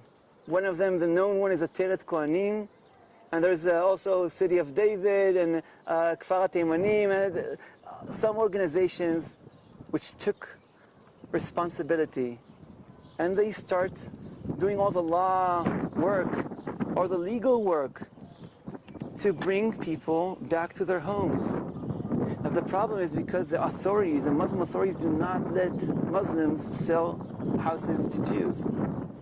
A person who would sell a place, a building, his home to Jews, he would be sent to death or be tortured. So it's very, very difficult. But they're working to bring back. And now today, you look around and you see a lot of Israeli flags around because the Jews are coming back. And maybe, I don't know who is now watching us, but maybe some of you are the ones who supported building Jerusalem of today. But we're going to continue our tour looking from all this amazing area. You are seeing now also the new city over here, and you see also the new city from 1860s. We started going outside of Jerusalem. The Jews are the first ones who built the first neighborhoods, Mishkenot Shananim, and then Machane Israel and Nachalat Shiv'ah, just near the center of today's city. And then after the Jews build their neighborhoods, the Christians build around here all kinds of compounds, the French compound, then the Russian compound, then the British compound, and they start building outside. And they also open a gate called the New Gate, because it's new, it's only 200 years. For Jerusalem, 200 years is new. And look at Jerusalem today. And in 1967, the paratroopers go from where you saw before and go enter the Temple Mount. And the brigade from Jerusalem Brigade comes from this area, and they meet at the Western Wall and continue walking all the way back to over there, the Tower of David, the three flags, the Tower of David, that's where they meet. And all the old city is back, and Jerusalem is united. And since then, there's Muslims and Christians and Jews living here in Jerusalem, living side by side. Of course, some leaders would want us to fight each other, but we're waiting for the day to come that we're going to be as one, living here, respecting each other here in Jerusalem. And Jerusalem is like the melting pot, or not only a melting pot. When you melt a pot, people are melted.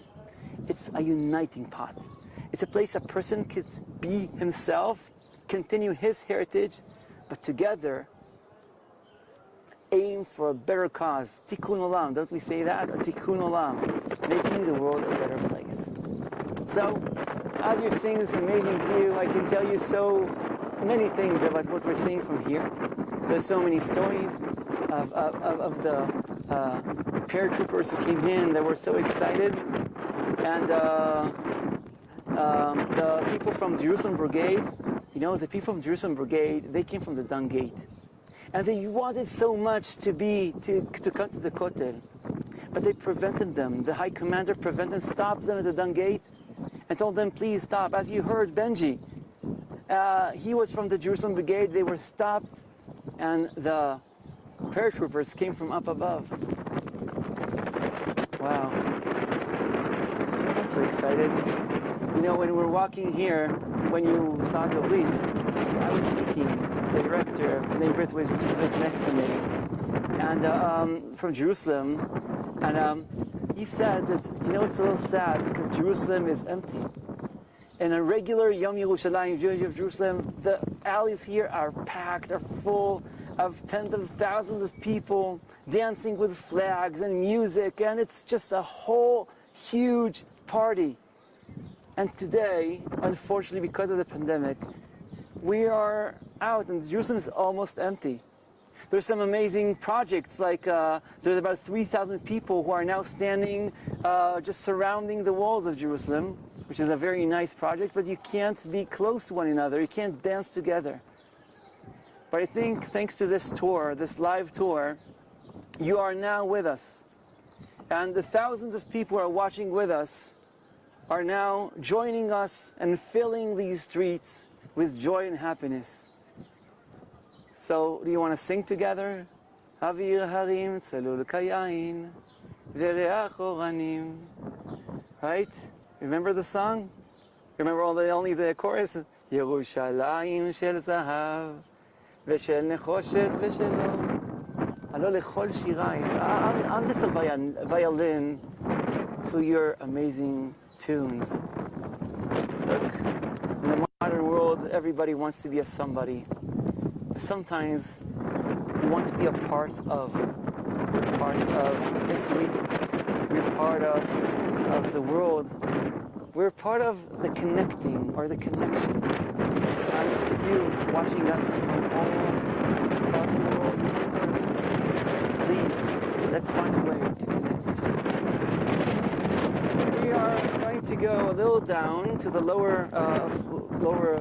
floors down here, and let's see some of the paintings which are down here.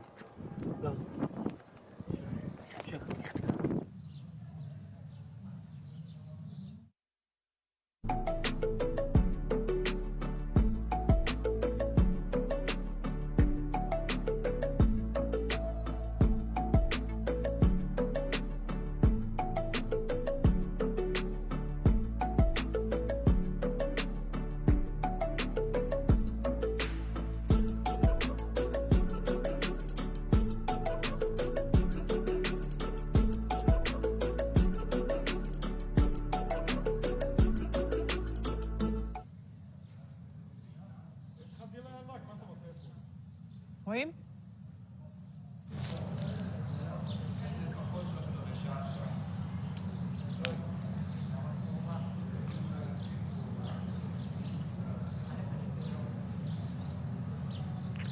Okay, so we are right here in the middle of the Jewish quarter in the old city, in the street called Cardo. Now, usually, if you guys were with me right here, touring in the streets of Jerusalem, we would have started our tour with a little game, with this. This is an onion, okay? So I usually bring my onion with me and starting the tour with a little game. I'm throwing the onion, and you have to catch and tell me, what is the first thing jumps into your mind when I say Jerusalem? It can be a place, a person, a food, anything. And usually the answers are really good. And then I'm asking, and I'm going to ask you guys right now, why do I bring an onion? Why can't I use just a ball? So the truth is that this is Jerusalem. This onion is actually Jerusalem, because Jerusalem is not because it makes you cry in certain days of the year like this day, but it's also an onion because of the layers. If you want to know the story of Jerusalem, if you want to understand Jerusalem, you have to start digging the layers. Only when you're walking between the layers, you are actually realizing the story of Jerusalem. Because Jerusalem is the most desirable city in the world, in the history. Jerusalem moved more than 40 times from hand to hand. Everyone wanted Jerusalem. Everyone fought for Jerusalem. And we're standing right now in the Cardo, which is the real example for that fighting. Because in the times of the Roman Empire, while the Roman Empire, the Romans were ruling Jerusalem, this city, which names the Cardo. Cardo in Latin means heart, was the street, the center of the city, was the heart of the city. And where I'm standing right now was actually the main bazaar, the main market of the city. You can imagine yourself the shops all over, and people walking and buying stuff, and all the vendors shouting, and all the colorful vegetables and fruit.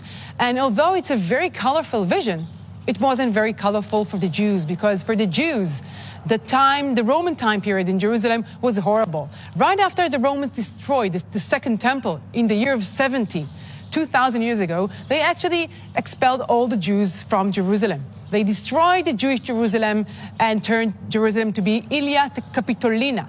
Ilia Capitolina, the Roman capital. And all the Jewish community just vanished. And that lasted also right after Bar Kokhba revolt in 135, when not a single Jew was left in the city. Horrible times for the Jewish community in Jerusalem. Thank you, guys.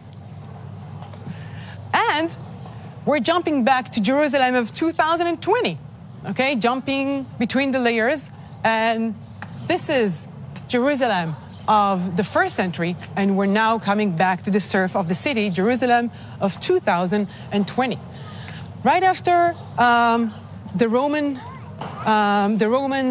destroyed the city, in the 4th century, the Byzantine came, and the entire city became Christian.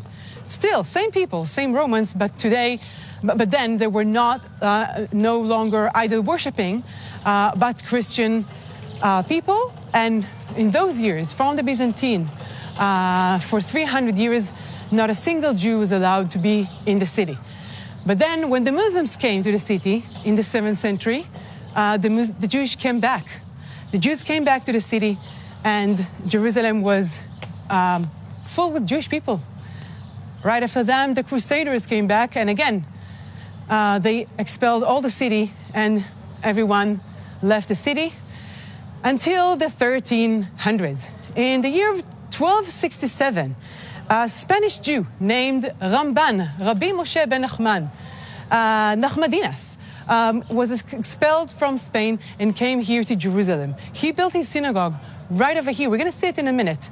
And he was the founder of the Spanish community in the city.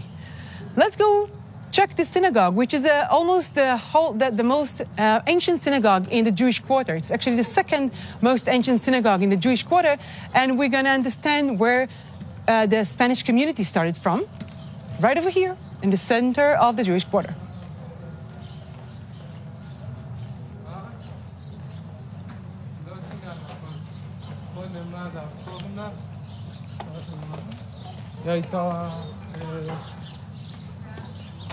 We are still walking here, and we're about to see that synagogue. So Nachmanides, Rabbi Moshe ben Nachman, is coming to Jerusalem. We're talking about the 1300s, and he's writing a letter to his son, and that's what he writes. He writes, "Many are forsaken places, and great is the destruction. The more sacred the place, the greater the devastation is. Jerusalem is the most desolate place of all." So Jerusalem in those days is almost nothing. A lot of destruction around here. And among all this devastation, among all this destruction, the Ramban is starting to build the Spanish community right over here. And the year of 1267 is amazing because it's created an amazing circle with 1967, the Six-Day War. We're actually talking about very accurate 700 years of Jewish presence right here in the old city. Follow me. We'll see the synagogue and we'll try to find where did the Ashkenazi community started here in Jerusalem.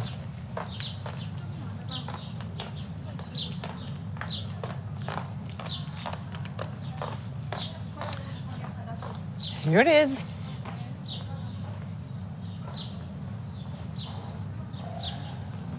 Right over here, this small structure is the synagogue of the Ramban, where that Spanish community started. And just above it, a beautiful synagogue you cannot ignore, has the weird name of the ruins. Okay, if I would let you guys to guess which structure is named the ruins, no one guessed this beautiful, glorious synagogue. But this synagogue was built. This synagogue was built in the year of 1700 by Rabbi Yehuda, the Hasid, who came from Poland, and he had a desire to build a synagogue here in the holy city of Jerusalem. For that, he borrowed money from local Muslims and built this beautiful, high synagogue. Unluckily, he passed away after a couple of years, and he left the local Ashkenazi community with a lot of money that they owed to the Muslims. The Muslims were not very patient about it, and a few years after, they actually destroyed the synagogue. And that's how the synagogue of Rabbi Yehuda, the Chassid, became the ruined synagogue of Rabbi Yehuda, or shortly, the ruins. And this beautiful synagogue was completely destroyed. 150 years after, a group of Ashkenazi Jews came and rebuilt this synagogue for the second time.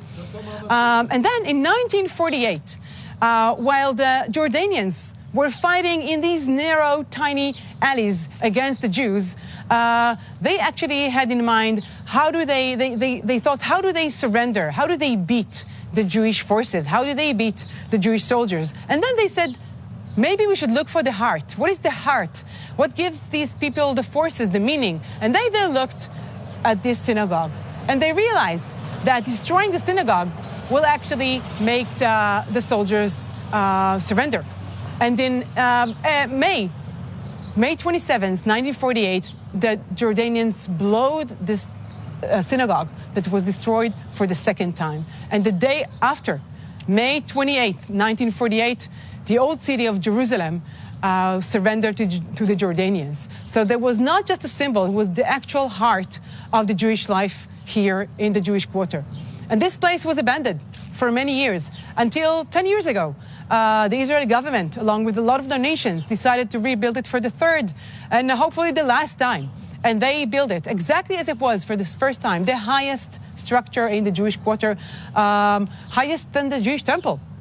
And built it for the third time. And this is a symbol of hope, a symbol of Jewish redemption.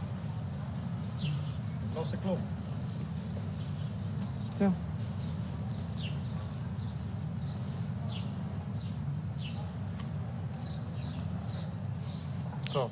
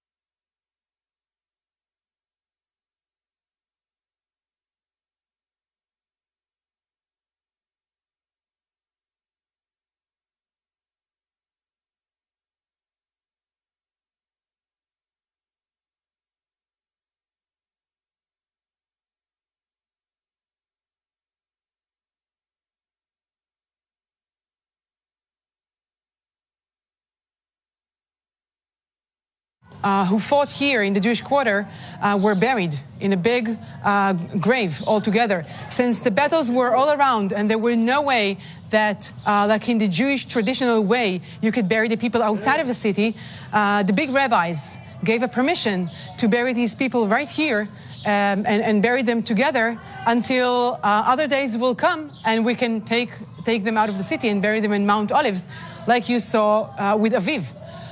So 48 people were buried right here. The youngest soldier, you saw his grave on Mount Zion, was Nissim Gini. He was 10 years old kid who participated in the fighting and found his death here. But not just Israeli local kids. There were a lot of new immigrants, Olim Chadashim, who came to Israel back then and found themselves part of the fighting. Esther Teilengold, for example. Esther was born in British. She was British and came here by herself to live in Israel. She was very Zionist and she wanted to live meaningful life in Israel and in Jerusalem. She was a teacher. And while the war broke, she decided to join the warriors and come here and help them. She was doing everything she could. She was cooking. She was helping the warriors, helping the soldiers. And in the battles of 1948 in May, she found her death here and was buried also here. So the stories are very diverse. So many different characters, so many different people who were part of the fighting right here in the Old City. The fighting here, as you can see around you, was almost impossible. 2 long weeks of fighting until May 28th. And the fighting is so hard. When you walk here in the alleys and it's so narrow, everything is so small, it's almost impossible to find here. And therefore, the fighting was so hard. From that grave, which is no longer a grave, we'll go to see a neighborhood, a small neighborhood in the Jewish quarter known as the sheltered housing that during the end of the 19th century became the new part of the Old City.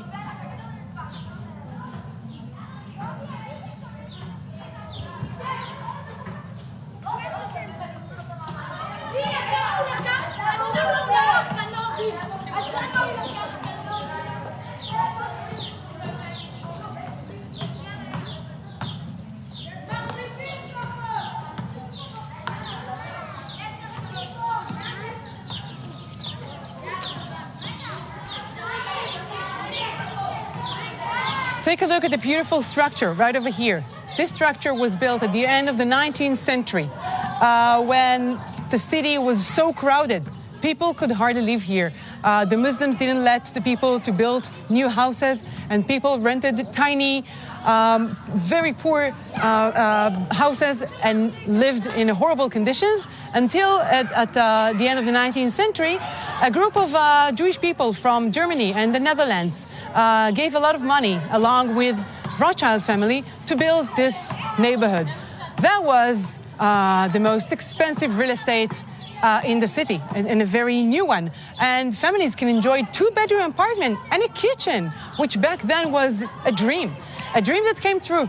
And this neighborhood hosted 100 families for almost 3 generations, from the end of the 19th century until 1948. Because in 1948, when the forces were actually gathering, and the Israeli forces realized that these is our last days in the Old City, Moshe was the leader of the Jewish community, decided that there is no other chance and surrender.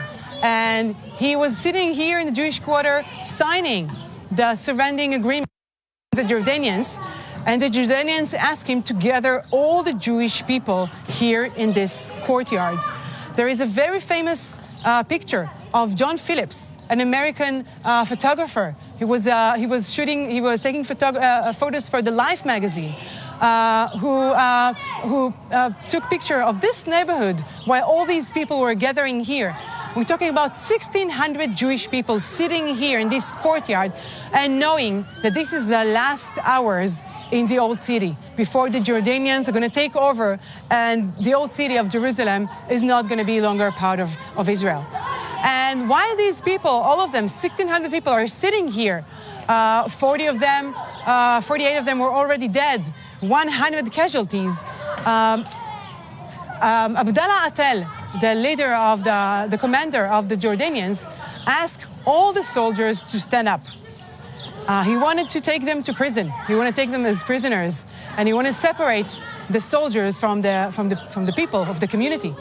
Out of these 1,600 people, 30 people stood up, and Abdallah Atel was overwhelmed when he realized that all these 2 weeks, long days of fighting, so many Jordanian soldiers fought against only 30 Israeli soldiers.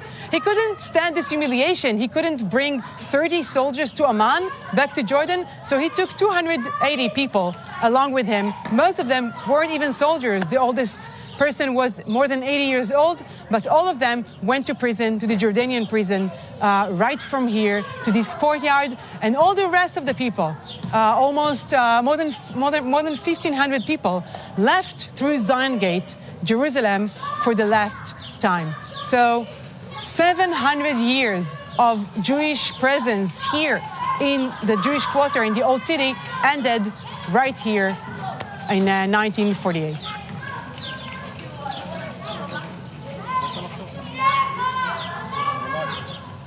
חומה רחבה.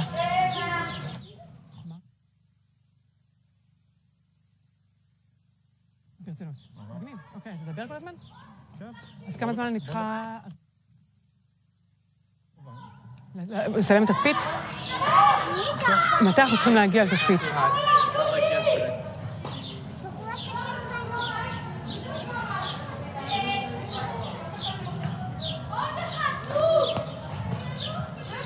Let's walk. So I'm still with you guys. You know, in the book of Zechariah, in the Bible, when the city of Jerusalem is destroyed and abandoned, and there is nothing here, Zechariah is saying, "Od yishvu zkenim v'zkenot berchovot Yerushalayim ve'yeladim yischaku ba," which means one day. I know it's impossible for you to imagine, but one day, old people will sit here around Jerusalem, and kids will play around here. There will be a playground, and people could back then, in those horrible years of exile and of there is nothing that a Jewish remain here, it's hard to imagine. People don't have any hope for that. But Zechariah was right. And what we see around us, kids playing, is actually the fulfilling of a prophecy. They're just coming true in front of our eyes.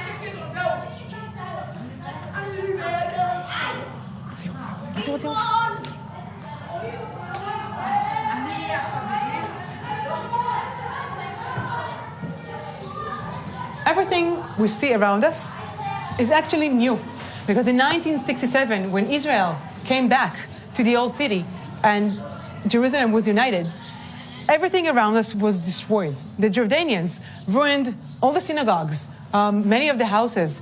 It was all burned down. There was nothing around here. And Israel had a big challenge of rebuilding the old city after this destruction. So everything we see here is from 1967 and on.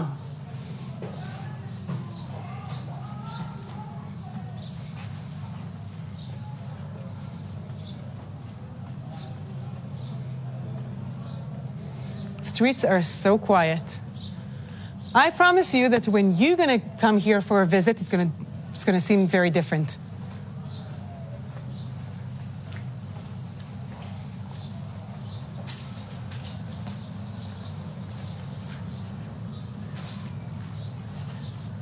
Let's walk. Kotel?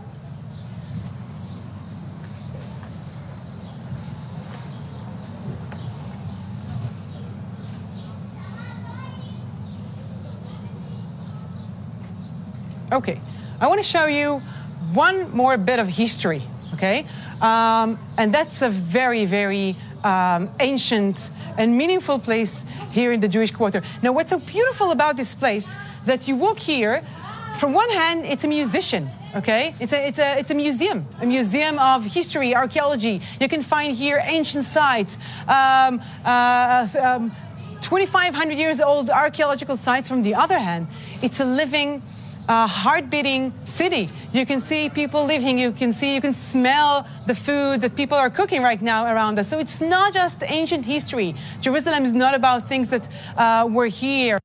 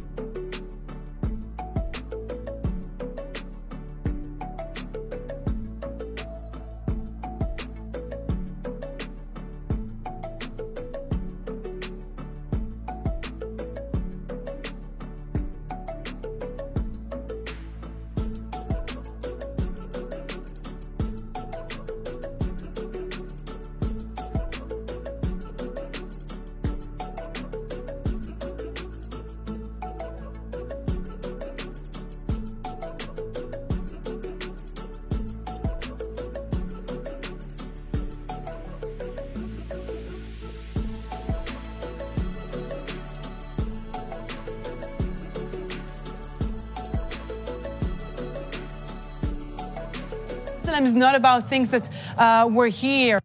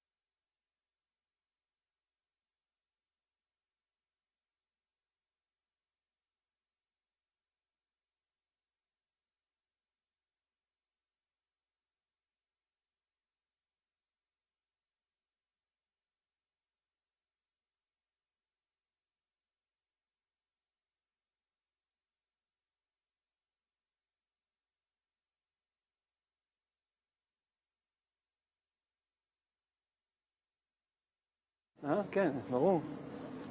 תעשה מהר. זהו, אפשר? תתחיל מהאוניברסיטה. אני מתחיל מהנוף, מהאוניברסיטה.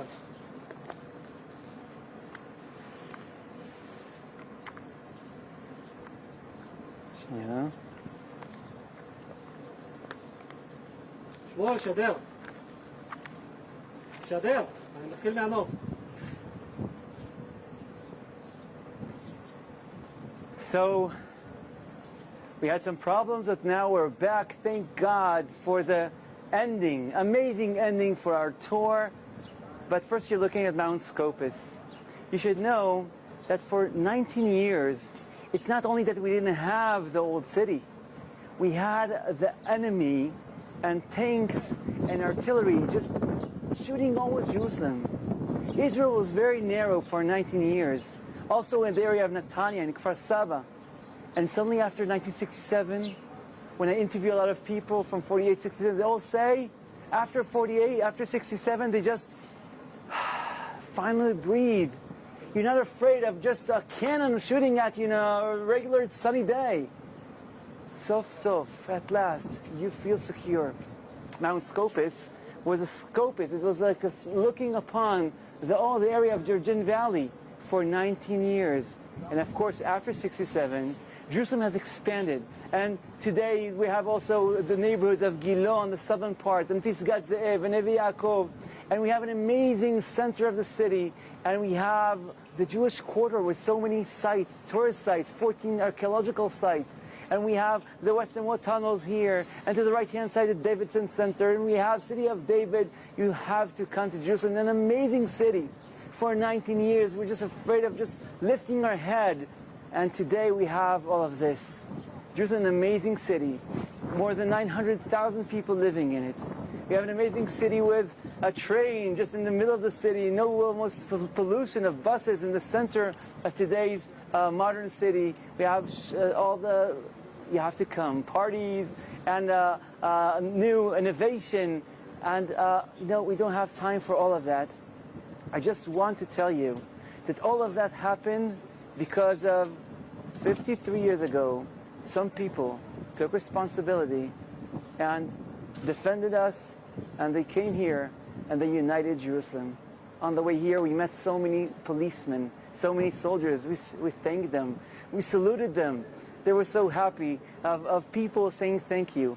And I told them that we have thousands of people with us in the camera.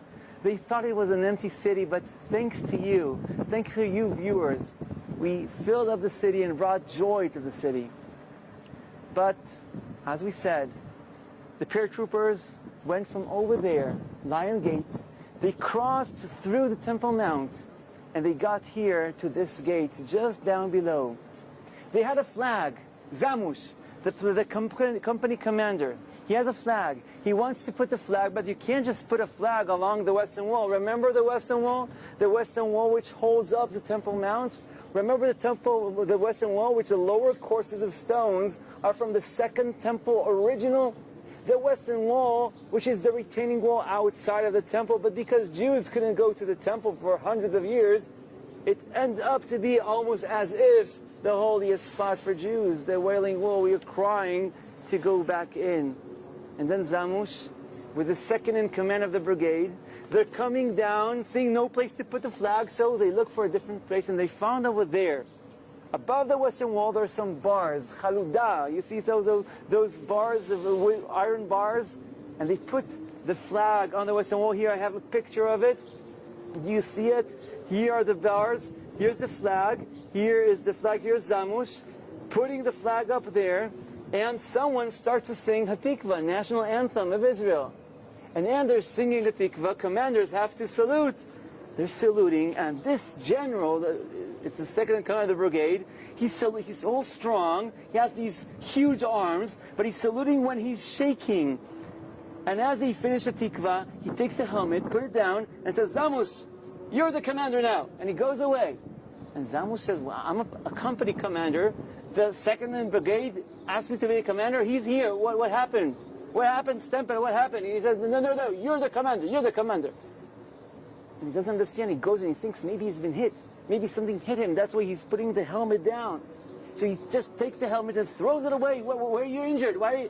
And he sees his crying. His commander is crying. This huge commander, strong commander Rambo. He's crying. He's asking, why are you crying? Where are you hit? I'm not hit. So why are you crying? He's just saying, do you understand? Do you get it? Do you get it? Do you understand the momentum? What? Do you understand that we are now soldiers here uniting Jerusalem? If I would tell my great-great-great-great-grandfather that I would be here wearing soldiers with an Israeli flag, speaking Hebrew, singing the national anthem, they wouldn't think in 1,000 years from today, 22 years after the Shoah, the Holocaust, we would be here in Temple Mount in the Kotel. It's a dream that came true. And we would never leave this place. It's not us and the Jordanians. This is not the game. It's us coming back after the Romans kicked us away. Wow, we have a surprise. Look who is with us. We have Dorit with us. Hi, Dorit. We finally met. Yeah, thank God. Yeah, we got from the Olive Mountain. How was the tour from there? Well, it was great. Wow, that's amazing. We just looked at the old city. It's like like uniting together, and here, being united back here. Yep. We're about to finish our broadcast right now, but we can't just finish it without maybe a song. Maybe a song. So there isn't any other song to remind and to sing here when we stand here, other than Yerushalayim Shel Zahav. Yerushalayim Shel Zahav, Jerusalem of Gold. That was written by Naomi Shemer. In 1967, Naomi Shemer was asked by Teddy Kollek, the mythological mayor of Jerusalem, to write a special song for Jerusalem for the Independence Day. And she waited to have the right inspiration, and then she wrote about Jerusalem of Gold. And this is one of the most beautiful love songs that was ever written. And when she wrote this song, she never imagined that a bit more than a month later, Jerusalem of Gold will be part of Israel. Because back then it was just a journey of missing, of crying, of hoping that maybe one day this place will be ours again. We will be able to come here to touch the stones of the Western Wall, to touch places, to see places that for 2,000 years Jews missed and wanted to come. She wrote this song without even knowing that she's writing a prophecy that is about to come true in a month. Because in June 1967, Yerushalayim Shel Zahav was part of Israel back again. And that's no less than a prophecy that came true, a dream that was fulfilled, not just for these soldiers, not just for these people, but for 2,000 years of dreaming and hoping to come back here. So what do you think about the 6-day war? What's the 7th war? What's the 7th day? What's our part in this war? It's not that, okay, so we have the Temple Mount, what do we do with it now? So the people from Ateret Kohanim, their mission of the 7th day is to put more flags in the old city and to come back to the houses. People on the Scopus mountain say our 7th day of the war is now to unite Jerusalem and to bring more new understandings and more research and medicine to a better world. And probably the 7th day is also for us, each and every one of us, to do the best he can so the world would be a better place, isn't it?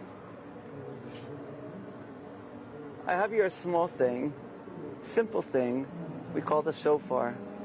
Now this very small equipment or tool is with us, with the Temple Mount, for almost 4,000 years.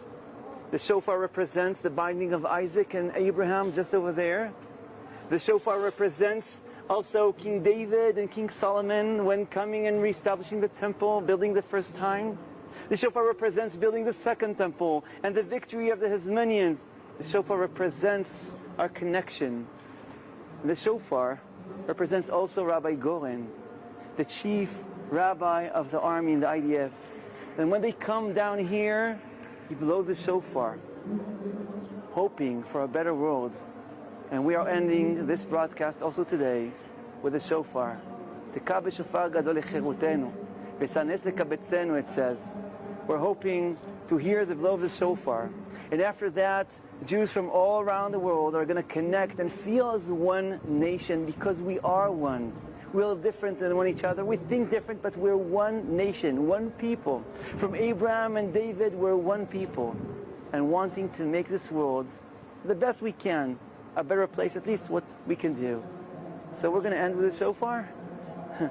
Before they start the ceremony tekes of Yom Yerushalayim, you're hearing the rehearsals. This is live broadcast from Jerusalem, Yom Yerushalayim 53. So honoring Jerusalem, let's try.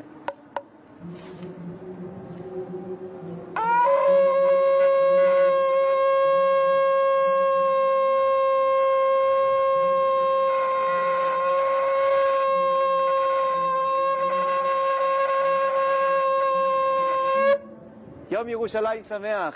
Yom Yerushalayim Sameach.